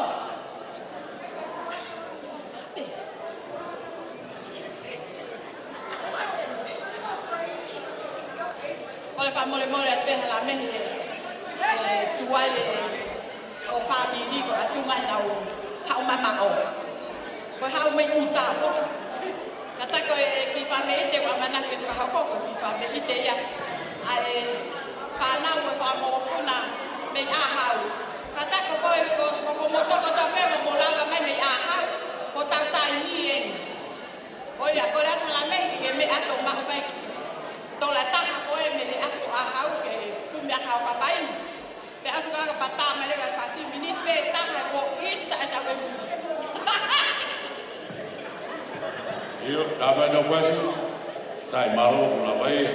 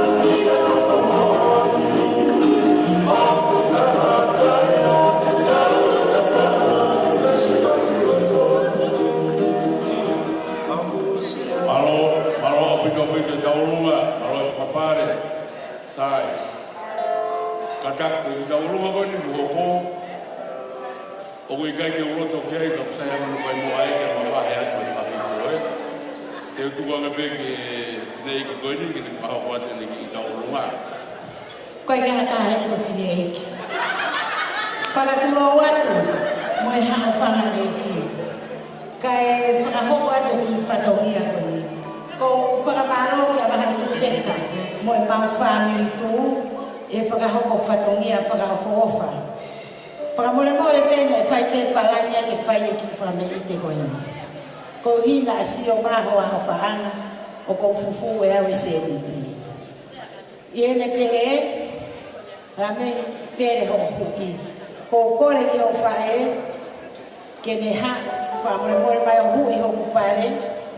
Ko koe kuke eke iau.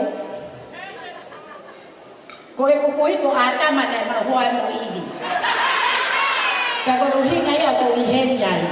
Ko e wheitu pero ko karma wai o ko fie karua e ko e hako au o atama ua aga Steven Rani ko e nia. Taha kasi.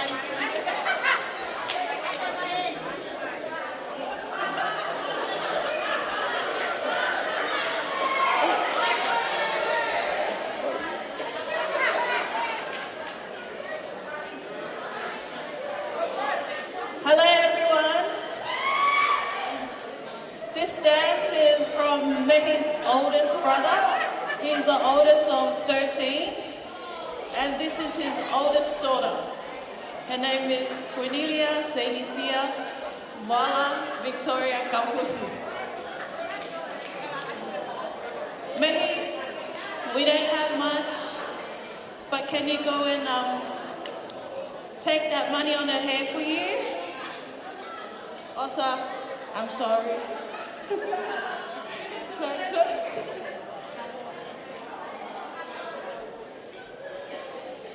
We love you, Mehi, and that's all we have, and thank you. Malo.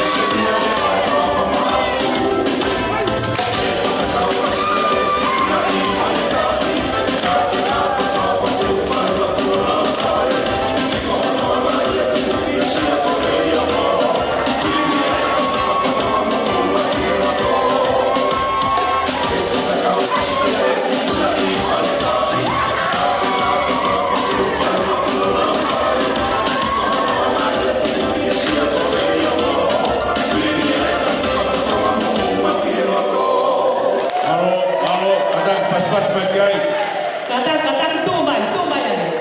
Tu mai. Tu halere, unu mai ki mua. Unu ka toa mai ki mua. Te mo unu mai te unu atu. Kainga. Ko fanki tu ma ane ni o me ka toa. Ha me tonga no sina Amerika. Mehi. Ho pe he mehi. Ho amo ta ke tala le ba. Ko fanki kau ba e na ke tu anu ba e ba kuat. Okay? Fanki tu ma ane ka tono mehi ta ai ho. Ke ke na mai. Hai con nó về mà cái Việt Nam cả ta hay vào bây giờ rồi, ok, sai cái đạo yêu rồi. Alo, Pito. Kau kau tu le bagi kau rumah kau, naya tu ta.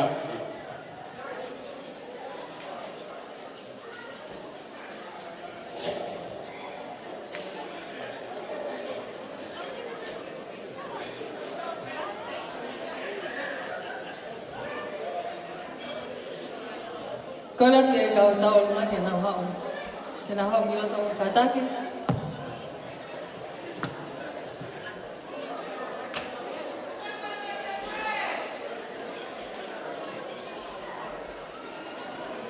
Có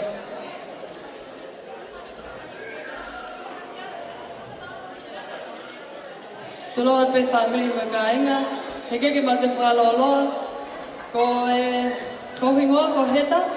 Ko e awhewhine o mele vaisita, pa ko amo whakatawa maurere mai me Brisbane. Ko ki tālunga ko ni, ko e tālunga pe ke whakaha ke mau honga ia, ki mehi ka pehe puki ki hene ngō mātua, i he ngahi ofa ma ngahi tongon ko tā pe, na nau whakahoko i he taimina e kei mo uia mau wha e mehi, ko mau ni mau, o kunga ke iaha mea te mau mao, ko e ki tola ben ke ato ke ki alo kai haka McDonald. O whalai haka ko e mehi, ka tak moha o tō mai se ni ti kai whai e mauta alonga malo. Malo, ko e kahine po ko e ni, hange ko e ne whamatala, ko e ne whae, lahia ia o naika. Mo pote e mo pukuna pusi aki na tina ka koe ne tangata e ki me he wānu nuka me i hunga baba koe e koe tauruma koe ni koe baba ko toa pe kau kau ko toa hene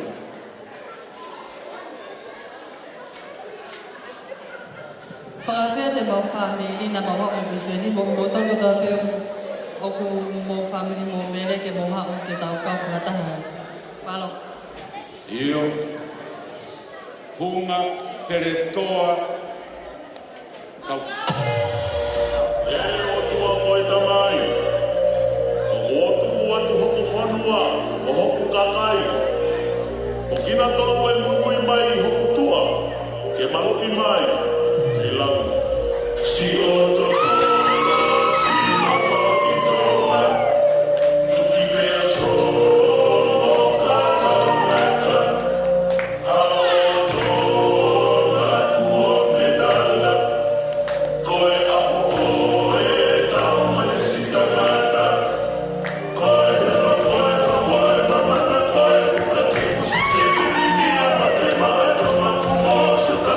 Come on.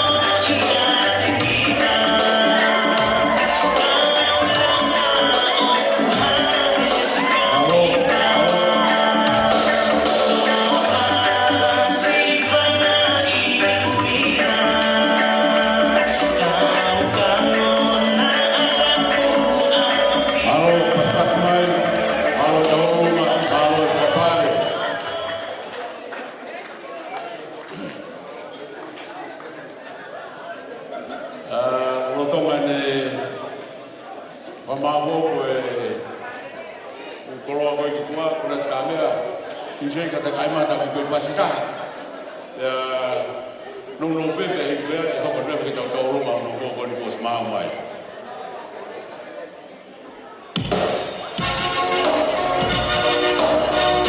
Take the ribbon from your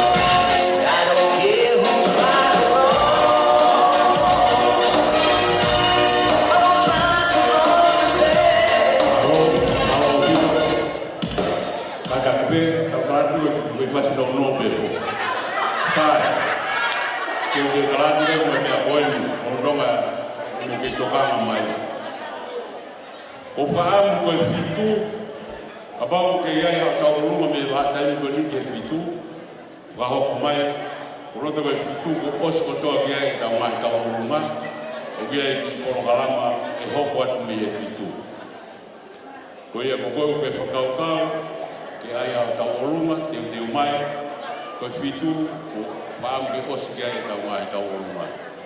Malo ki tuka mo mea mai ki tau runga kono hoko. Maloa puto, o kore pe ke u Fanga he ngani tala whakatapu kotoa pe ko oso no ka whakia tu me muani ka e atamua ke whakahoko atu ai ki tau olunga masiva koeni. Halamehi, ko e ki tau olunga koeni, ko e tau olunga eni ai whangamokopuna o Ilaisane. Aia koe tō whewhine ia, koe mehikitanga ia, o e kau tangata ko eni. Pea moe whanau, moe whangamokopuna o Whinau Sosifa, koe ia koe lahtahaia i he ki i whanau koe no tuku me iai, ai ki whenimotua koe ni o ku whakahauha a. Halamehi, koe ke ha mea e mau masiva ho mauni ma. Ka koe uhi ko ho tau whaunga, ka moho tau tala, koe au kukai ke ulau ai e ku ka fō, ka te ulau pe e ku lava he whiawhiko eni. He whiawhiko eni, koe ki koini koini o ku i he whinemui koini, ka o maa e mokopuna sane, o ku to'o atu pe ia koe ki i whai atu pe hao ki whakalaulau noa, koe ha mea lawai, e ko hao ki kapainu. Koe ia kai ke uto e whakaloloa atu ape taiti, o kahi atu ka te koe, happy birthday. Maro, amea.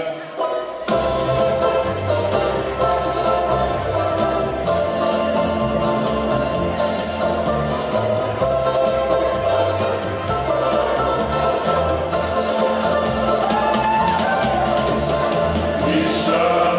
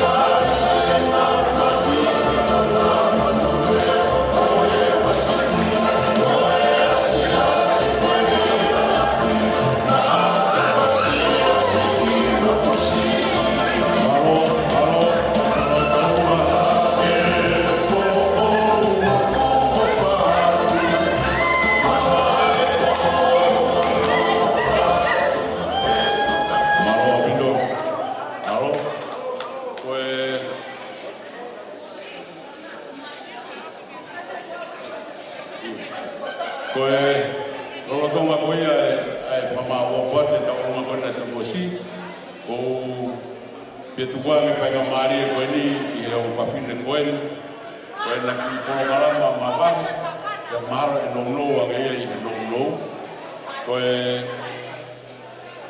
o i kai ko ana ka olunga ka koe pe ho na winga koe koe ma ko roto ke pa wa ki na ofo ke Halamehi e ka koe pe te kwa me ba ki no maro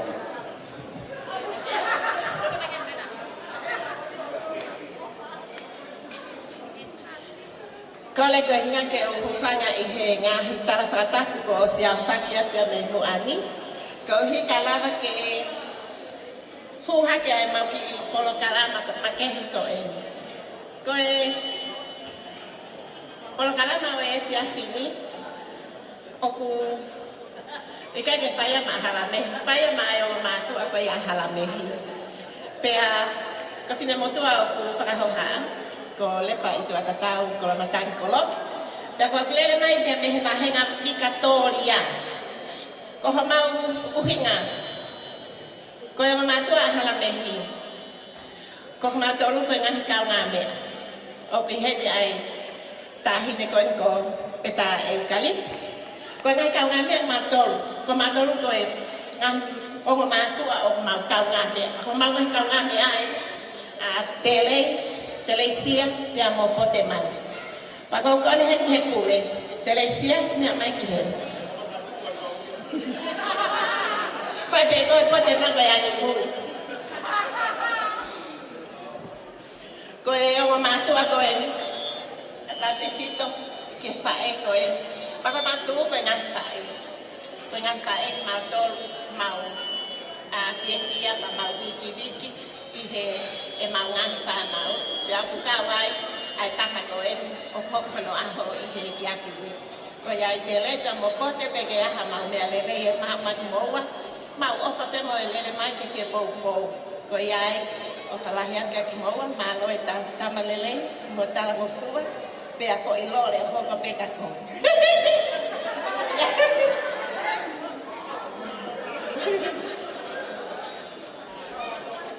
Malo al pito. Kami akan tu mata bebas atau tu kasih sioi. Mana tu angai kau biar nak ulama kiai, kau fitu, faham ke osi kiai, etau ngai tau rumah. Tu ke hebe kau baca tu tu Moimoi ama Fanga.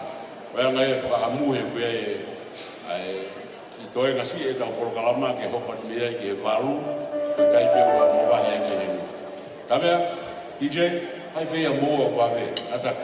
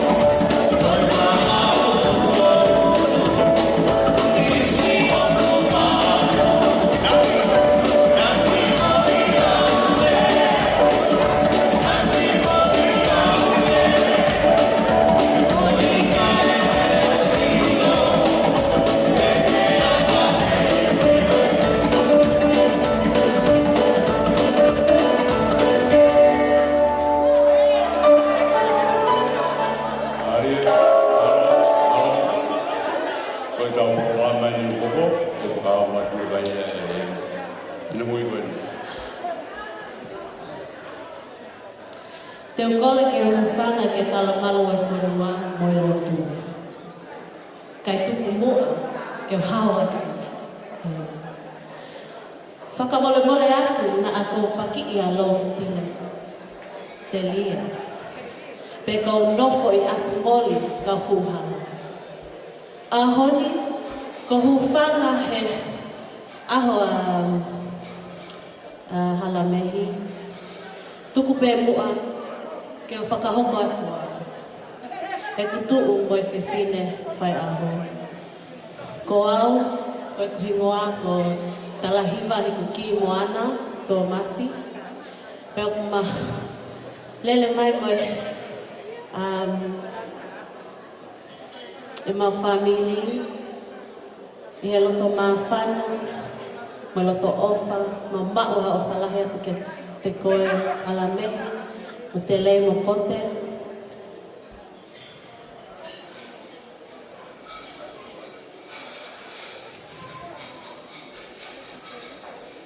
Pe kokole ke te lei, ke lagu mai peo to e te ki, ka taki.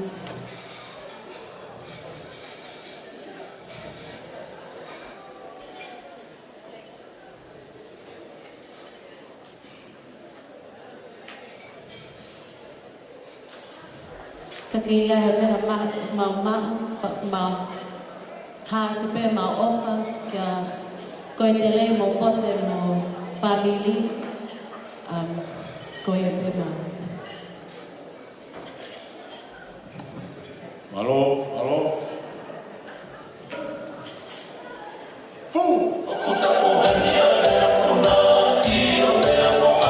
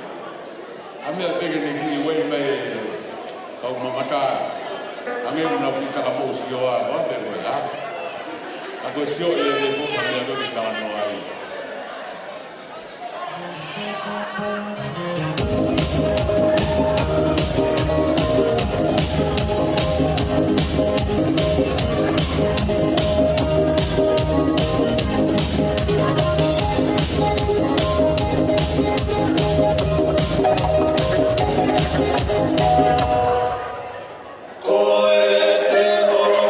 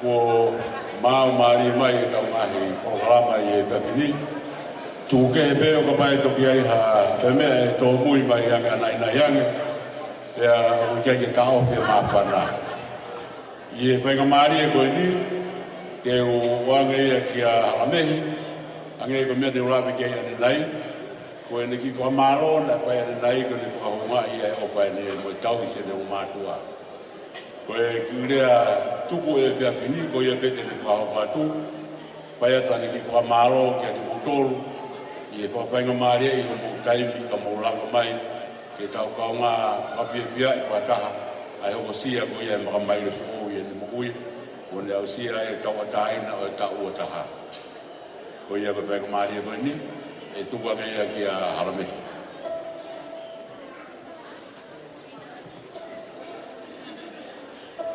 ata ke me ye io ta ko ta ro ngani na to ka ke mai ni wa ko le mai te wa sa ai kata ki mau bebe a ko mai ga tau e ko ke ko lau e to fa ho ko te ki programa ko e ko ki mau be ya e video a ho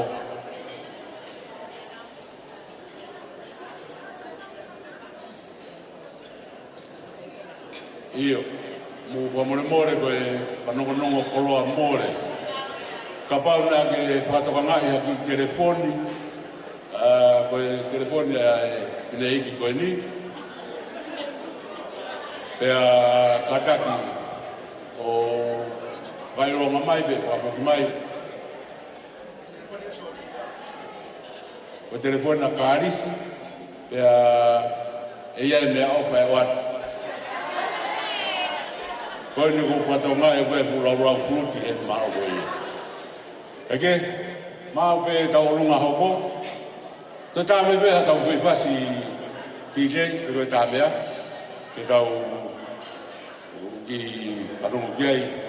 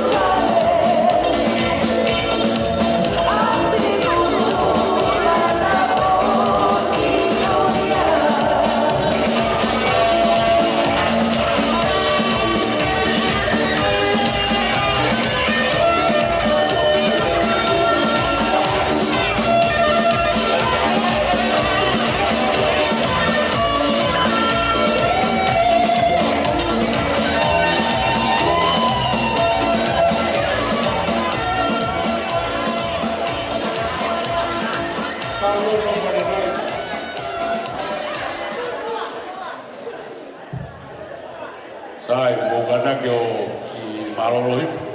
Kai pa ho te ki ta o ma boni ko to ki au tatu mai.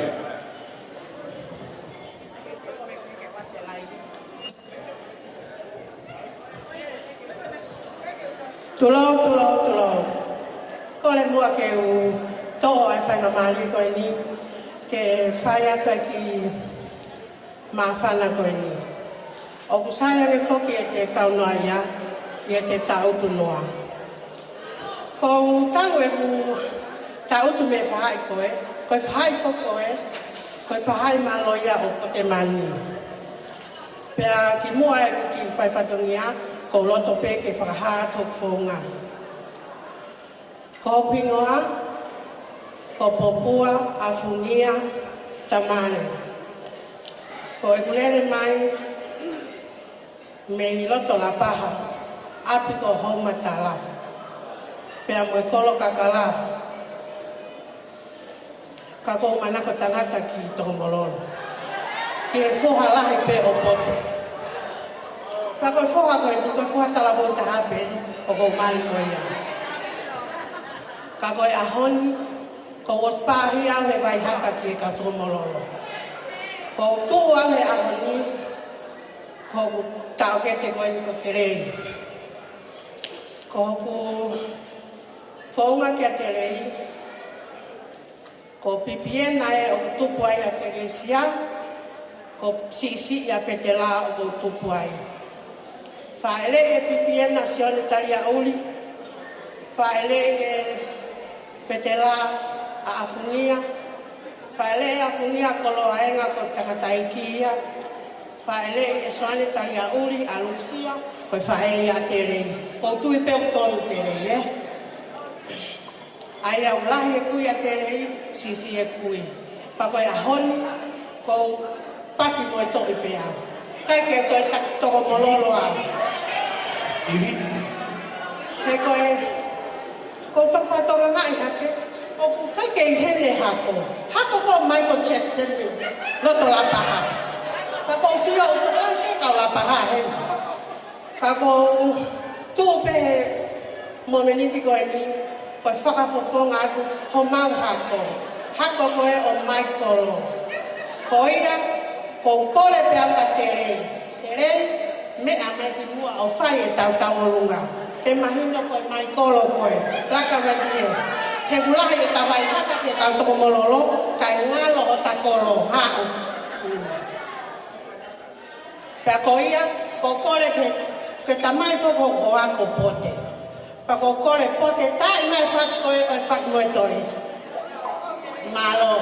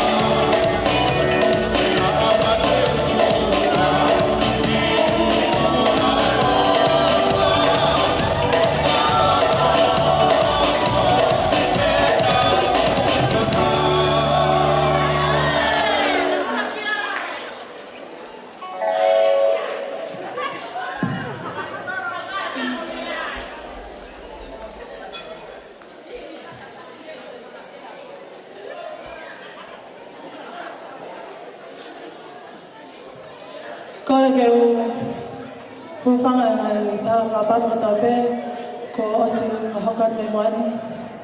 Ka tā mo ke whakapare koe ni ke whahoka te ki whakamei te koe ni. Kore atu ke he kau tālunga ke mo mea mai ke loto.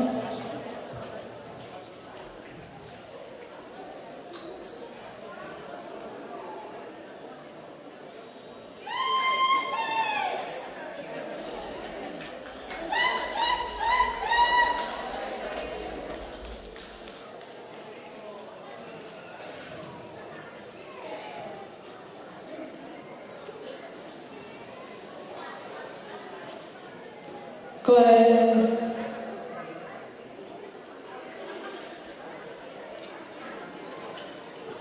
ki whakamei te koe ni, koe tawarunga ia ai whanga tokaua Halamehi.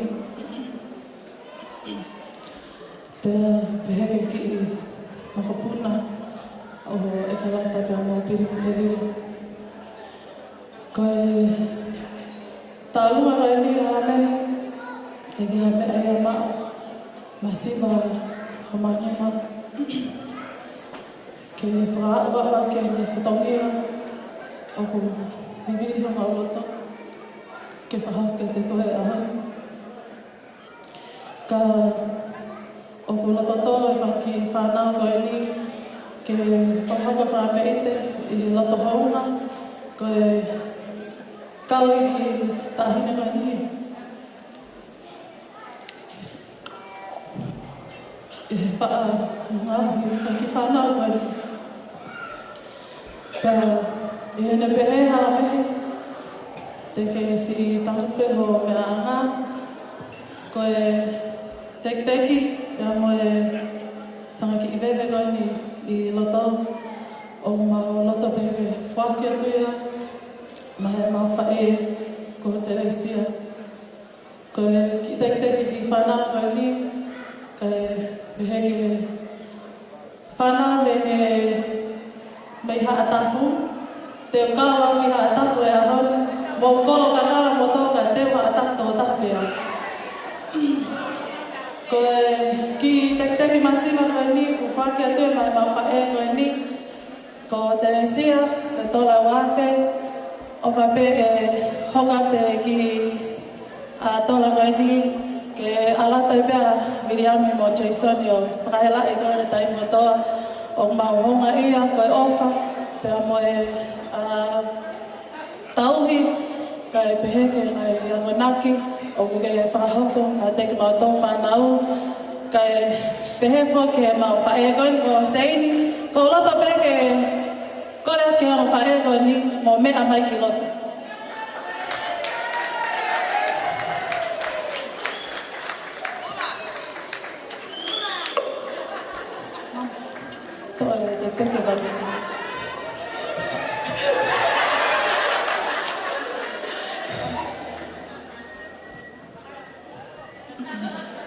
O mau manu ia, mau manu hao whae, whao ofa, o whae anga lelei, o nawa kona kiri ki mau tolu, ku whanau e toka taha tolu, ke mau hoko koe whoha, o ngai o ke whine, whao ofa e ngai ahoni, pa mau laukawa kia, e ngai aha koe ni. Ko kona ka Teresia, mam, to e tek-teki ki whanau koe ni nau whahera I lai taha koe.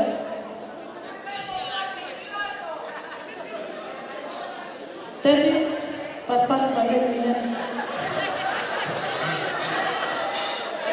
Tato ada lagi tono lah.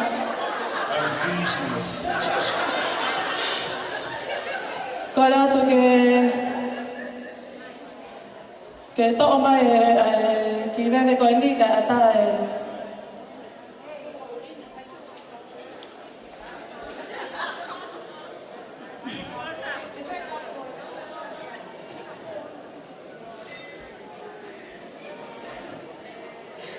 We love you, Mehi.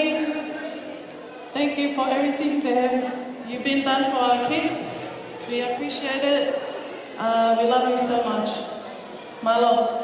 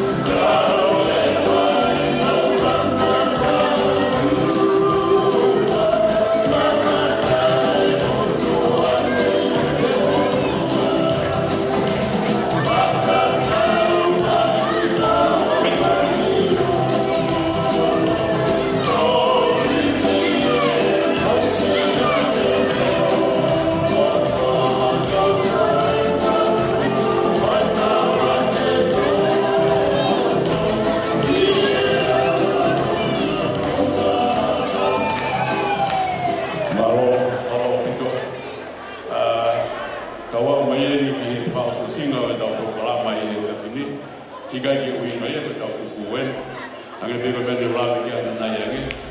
Ngai pe ki pia maua e pe whine aho ki e toenga tau taimi. Ki mua pe toki oange taimi ki Halamehi. O ko roto peke whakahomai ai ni ihi. E nau wahoko whatohia i ahoni o hoko ai ahoni ko whiawhia anga ia.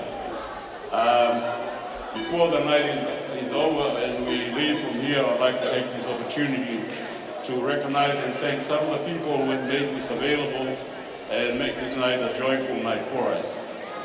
First, I'd like to appreciate Imperial Paradiso for all the services, great services that they have done tonight. Do we all agree that it was great? The service was great? Okay, if so, can we please have 3 cheers for Imperial Paradiso? Hip hip! Hooray! Hip hip! Hooray! Hip hip! Hooray! Again, we would like to thank our DJ for the great job and the service that he has done for us tonight. 3 cheers for the DJ. Hip hip!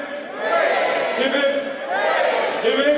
Hooray! Ladies and gentlemen, like I said earlier, directed us with a happy birthday song was Liliani Siloni Yongi.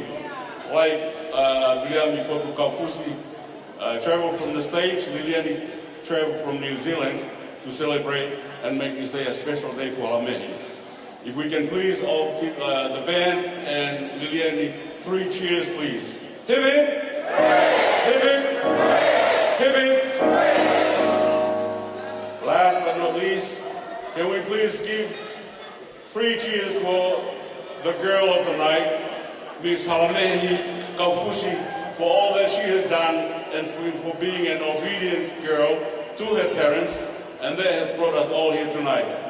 Hip hip! Hip hip! Hip hip! Okay, now Halamehi will be giving the final remark of the night, after which I will then ask Paula to say the closing prayer, and then afterwards, Halamehi has asked that we have the last hour of the party. When I say party, let's dance. So, Halamehi will now give the final remark, and then the closing prayer, and then we'll party.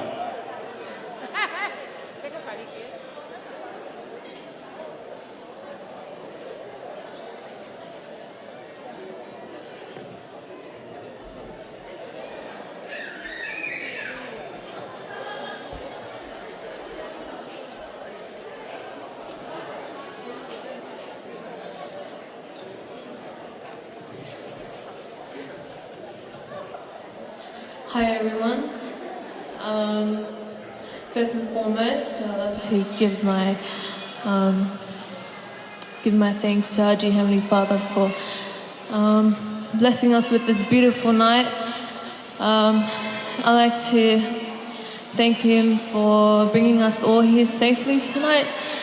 And I'm going to keep my speech short and sweet because I want to dance as well. I'd like to give thanks to each and every one of you for being here tonight. If it wasn't for all of you here, this wouldn't be possible. I'd like to give thanks to my family, my mum and dad, family and friends from Tonga, New Zealand, America, and all over Australia. I just want to express my gratitude and my love towards all of you guys. There's not much for me to say. I'm just very happy, and I'm so blessed to be here tonight. I just want to close off by saying that I love each and every one of you. Love you guys.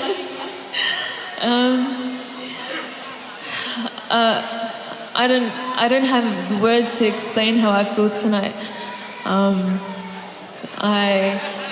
told my parents that I didn't want a big 21st. I'm not the type to be whakahela towards my parents, my family, but honestly, if it wasn't for them and the help of my siblings, this wouldn't be possible. Tonight was just beautiful. And yeah, I'd just like to say thank you again to every one of you, and I love you all so much, and I say these things in the name of thy Son, Jesus Christ. Amen.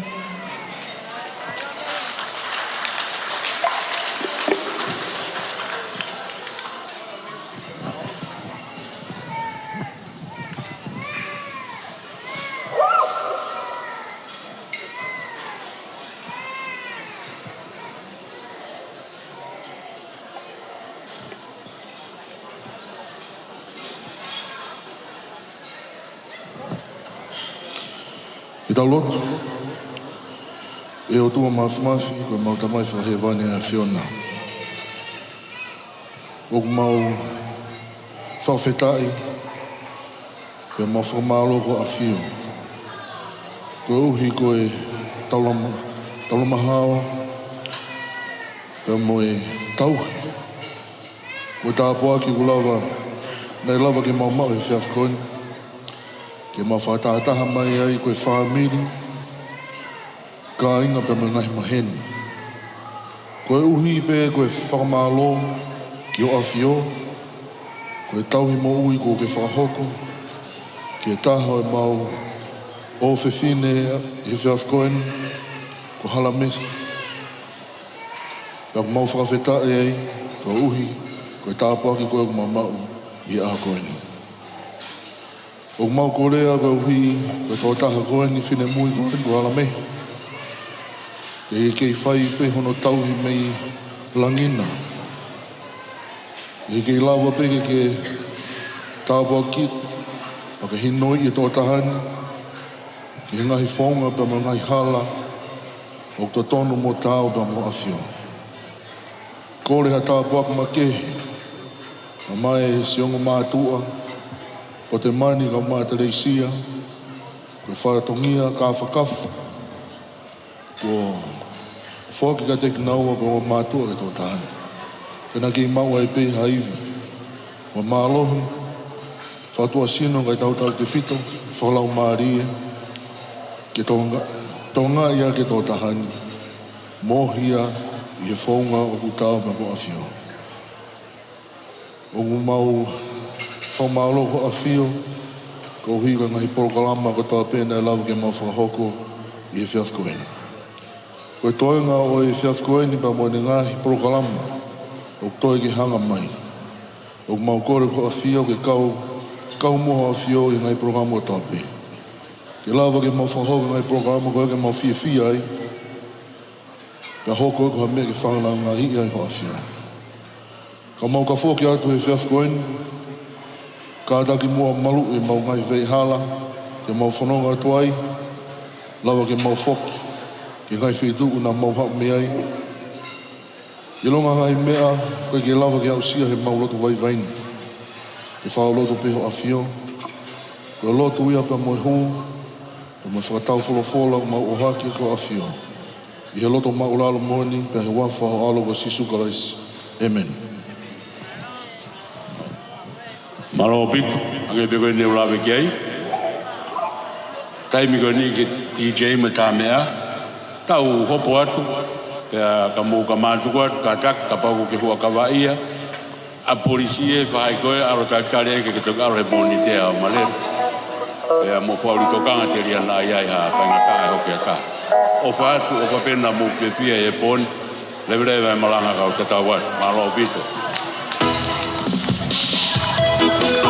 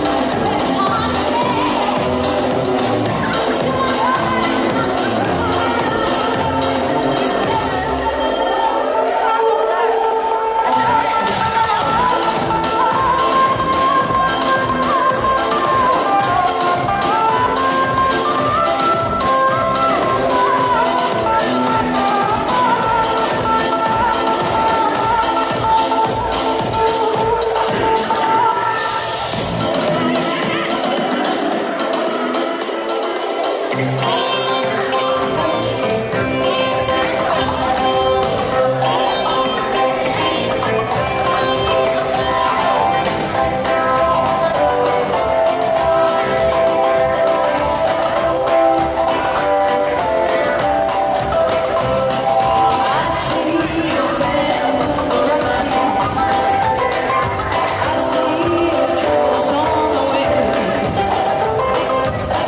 see you.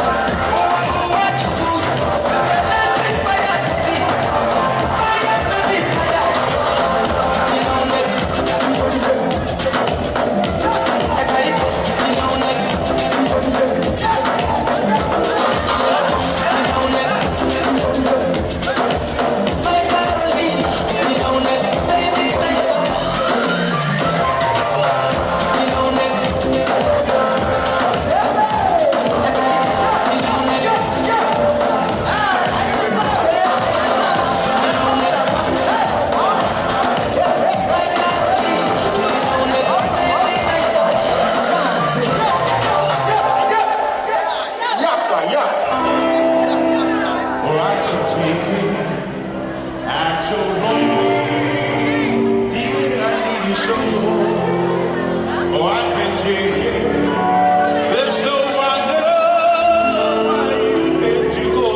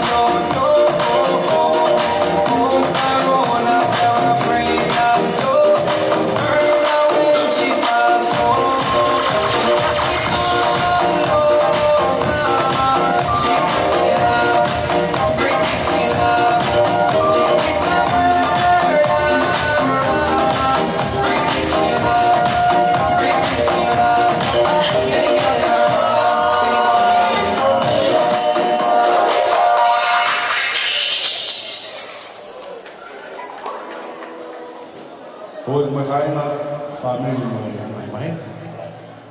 Fo malo la ya to la mai fefkoini. On pe tau tau fu pe kai me fare. Ya pe tau fas fasi. Ka kore ka ni ni on ya tau fas fasi. Fafin tau ma vai o fa mai. Tau fe tau la ke lo tu bom. And you change.